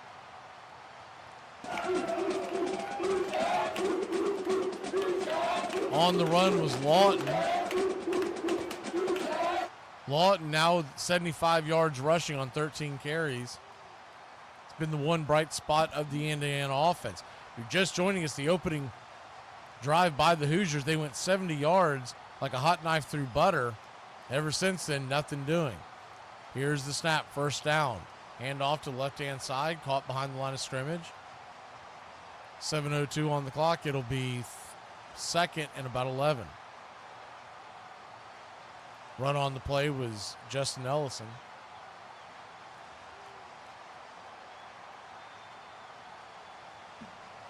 Next week, the game of the week will be Raiders and Chiefs Friday on Black Friday, 3 p.m. Eastern. Shotgun formation. Too high, too low. Here's the snap. Rourke drops back to pass. Fires it over the middle. Ball's caught. And looks like it'll be an Indiana first down. Surratt made the catch on the slant pattern and got just enough to move the sticks. It'll be 1st and 10 on their own 48. Shotgun formation, 3 high, 1 low. Toss back to pass, fires over on the right-hand side. Had the man over there, but missed the mark by several yards. It'll be 2nd and 10.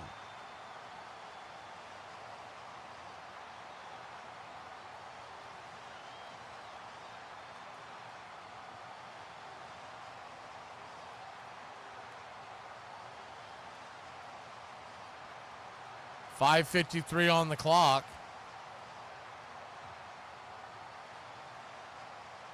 Ball's at the 48-yard line. 2nd and 10.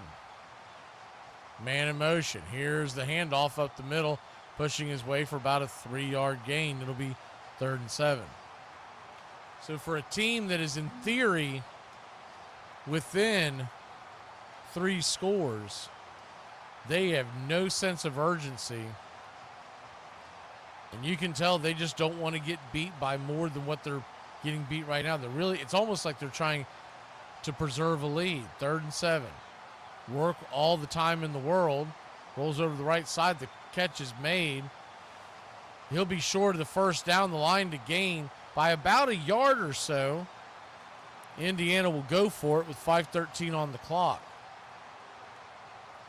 Looks like if you give him the forward momentum, he's about a yard short. 4th and 1.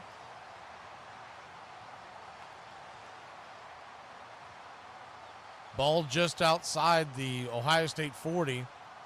Indiana full huddle. I mean, they have no sense of urgency. 4:42 on the clock. Here's the snap. Handoff up the right-hand side. Nothing going to be a keeper. And diving ahead for an Indiana first down was Rourke.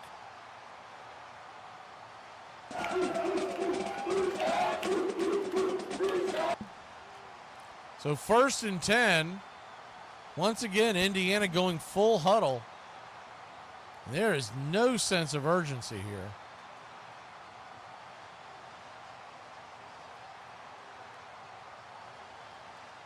Shotgun formation. Rourke drops back to pass.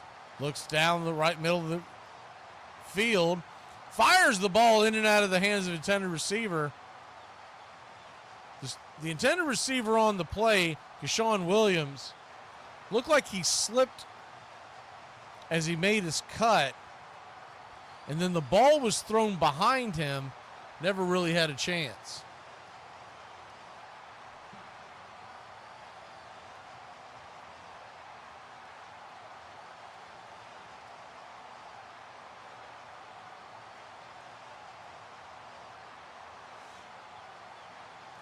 Shotgun formation from the 35-yard line. 2nd and 10. Rourke drops back to pass. Fires it over the middle. Bounces out of the hands of his intended receiver, Surratt.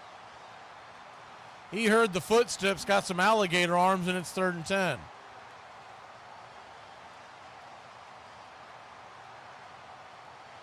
You wonder how far Indiana will fall in the polls.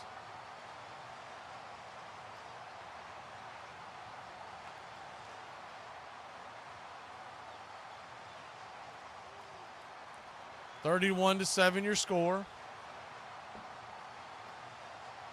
Shotgun formation.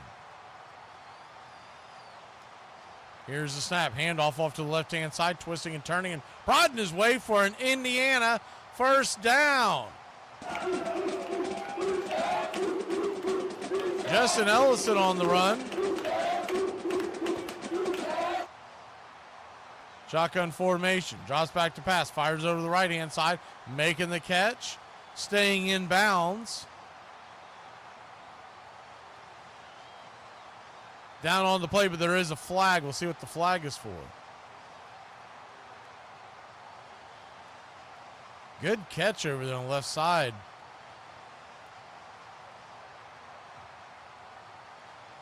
See what the flag is for, though.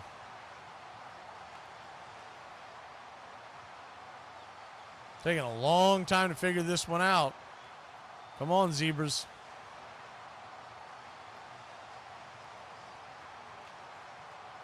Trying to get some kind of an indication from the sidelines. There's a bit of an argument going on with the Indiana coaching staff and the referees, but they sure are making a big fight for a team that has not gone no huddle, trailing by 3 touchdowns. It's an illegal substitution. And they will take the penalty, be 1st and 5.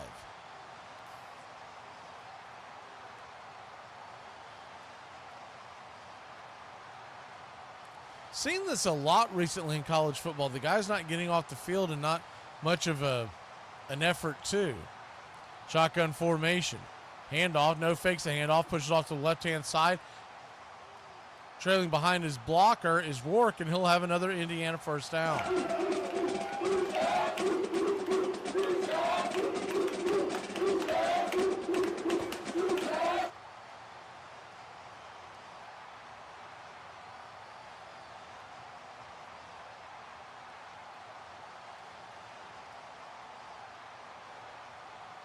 First and 10.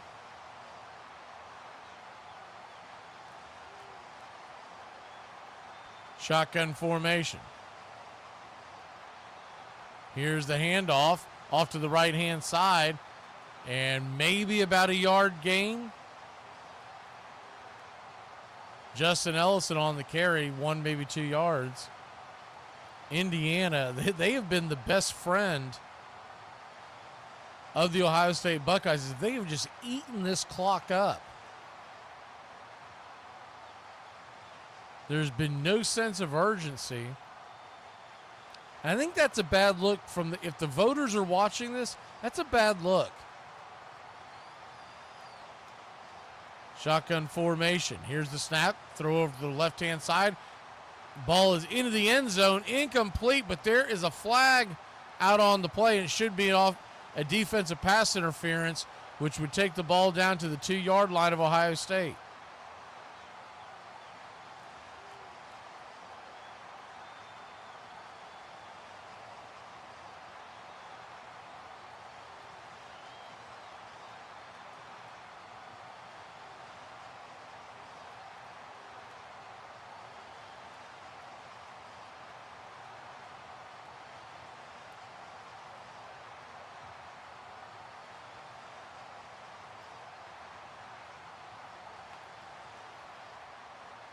So that'll take us to the 2-minute warning. Ohio State crushing Indiana, and Indiana not doing much to try to help themselves out. We'll be back in a flash. Hoosiers getting rolled 31-7.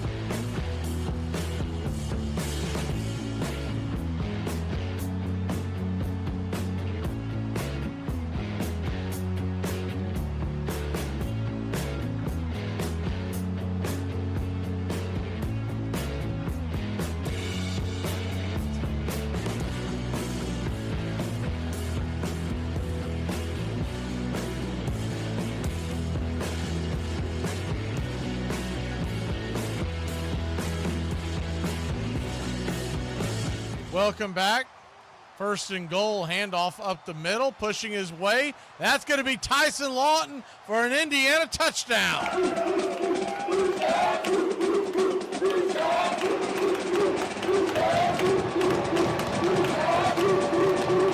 5-yard run off the left-hand side.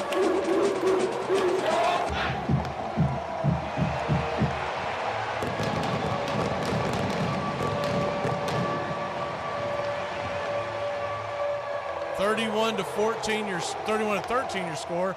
Extra point pending. I guess they've changed the mind. They finally did the math and realized you go for 2, but it really is too little too late at this point. If you were going to do this and go for 2, the idea would be you would have sped up the clock and gotten down here to score with about 5 or 6 minutes left. Instead, they have eaten up a ton of time. About 8 minutes off the clock in this drive. Shotgun formation, 2-point conversion attempt. Rourke drops back to pass, fires in the back of the end zone, and the 2-point conversion is good, and it's 31-15. So stranger things have happened in this whole world, but Ohio State with a firm 31-15 lead, 2 touchdowns, 2 2-point conversions would tie it. Will we see a miracle? We'll be back in a flash.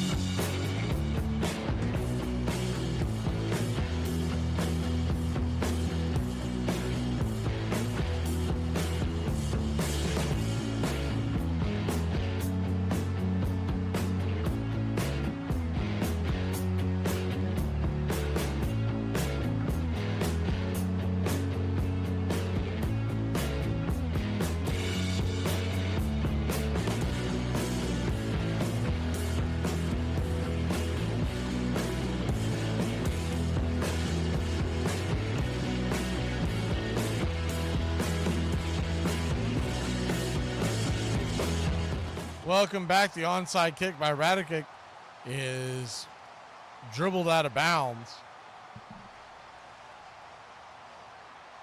Be a penalty on Indiana. Ohio State will take the ball.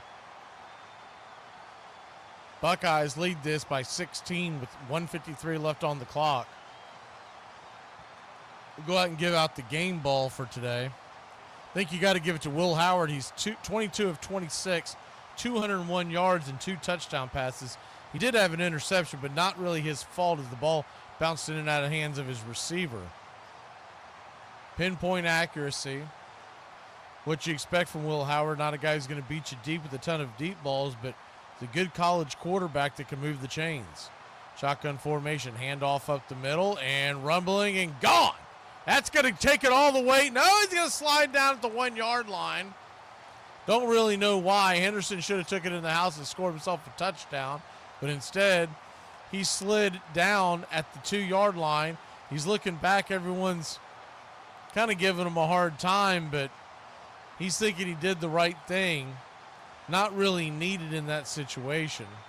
That is a good team player thinking that was the play to make. Probably should have went ahead and scored, but nonetheless.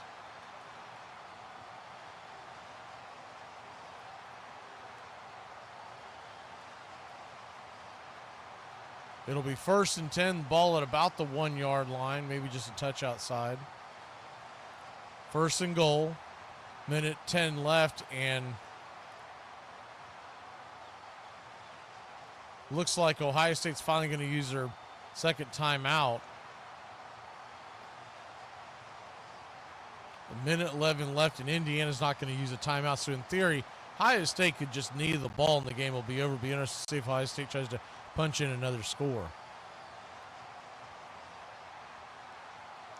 Out-of-town scoreboard looks like this. Illinois 22, Rutgers 24. The Fighting Illini have the ball on Rutgers' side of the field. Boston College 41-14. 25 seconds left in that one.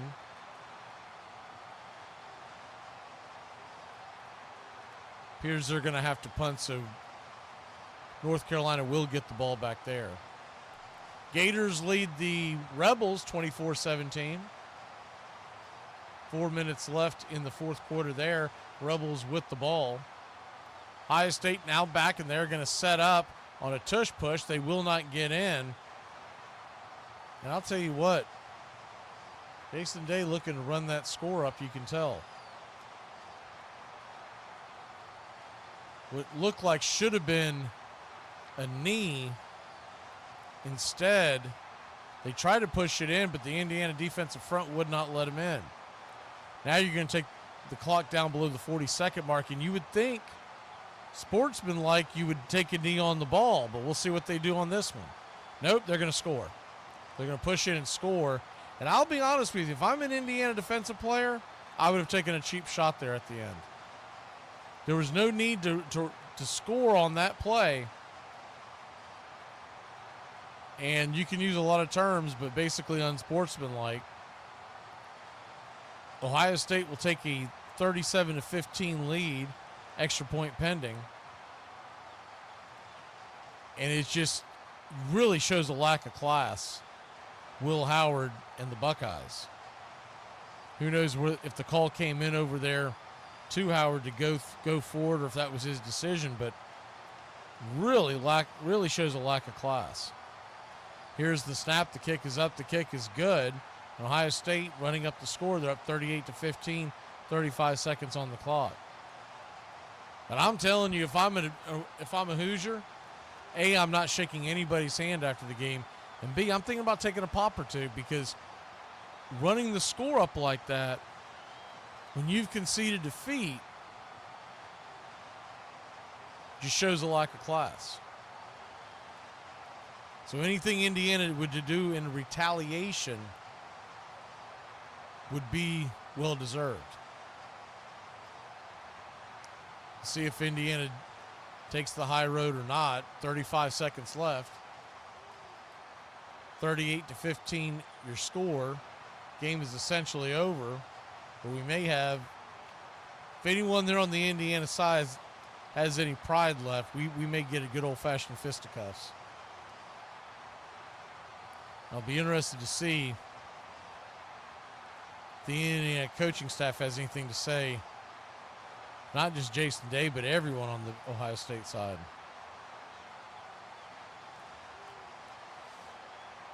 $38-15 your score.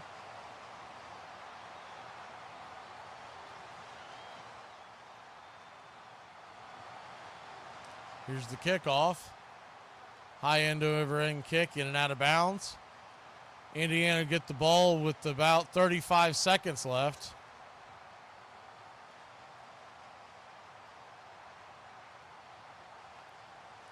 And they're showing Howard over on the sidelines, and he's over there showboating a touchdown that wasn't needed. You can tell there's some resentment there on the Indiana side, rightfully so. Shotgun formation. Here's the handoff up the right side. gain of about 3 yards. 28 seconds left. No need to snap the ball again. Ohio State with 1 timeout. Of course, what they've done so far wouldn't shock you if they try to call a timeout. And here's the meeting at the field, and the head coaches meet up, and you can tell they just got an airful because he got a kind of a friendly but a stern shove at the end. And I guarantee you it was something to the effect of, what the hell was that? Have some class. And Howard is in the middle of the field right now. He's meeting with the different Indiana players. He needs to be careful because we can tell by the strength of his arm he ain't got a good one. He better be careful. Ohio State only got 148 yards total, but it was the special teams and then, of course, the junky classless touchdown in the end. 38-15 is your final. We will see you next week. Next week it's a Friday show, so we'll come on the air about 1:30 for the kickoff show, 3 o'clock Eastern for Chiefs and Raiders. Enjoy your Thanksgiving. We'll see you on Black Friday, the Black Friday NFL kickoff here on Braves Country Radio Network.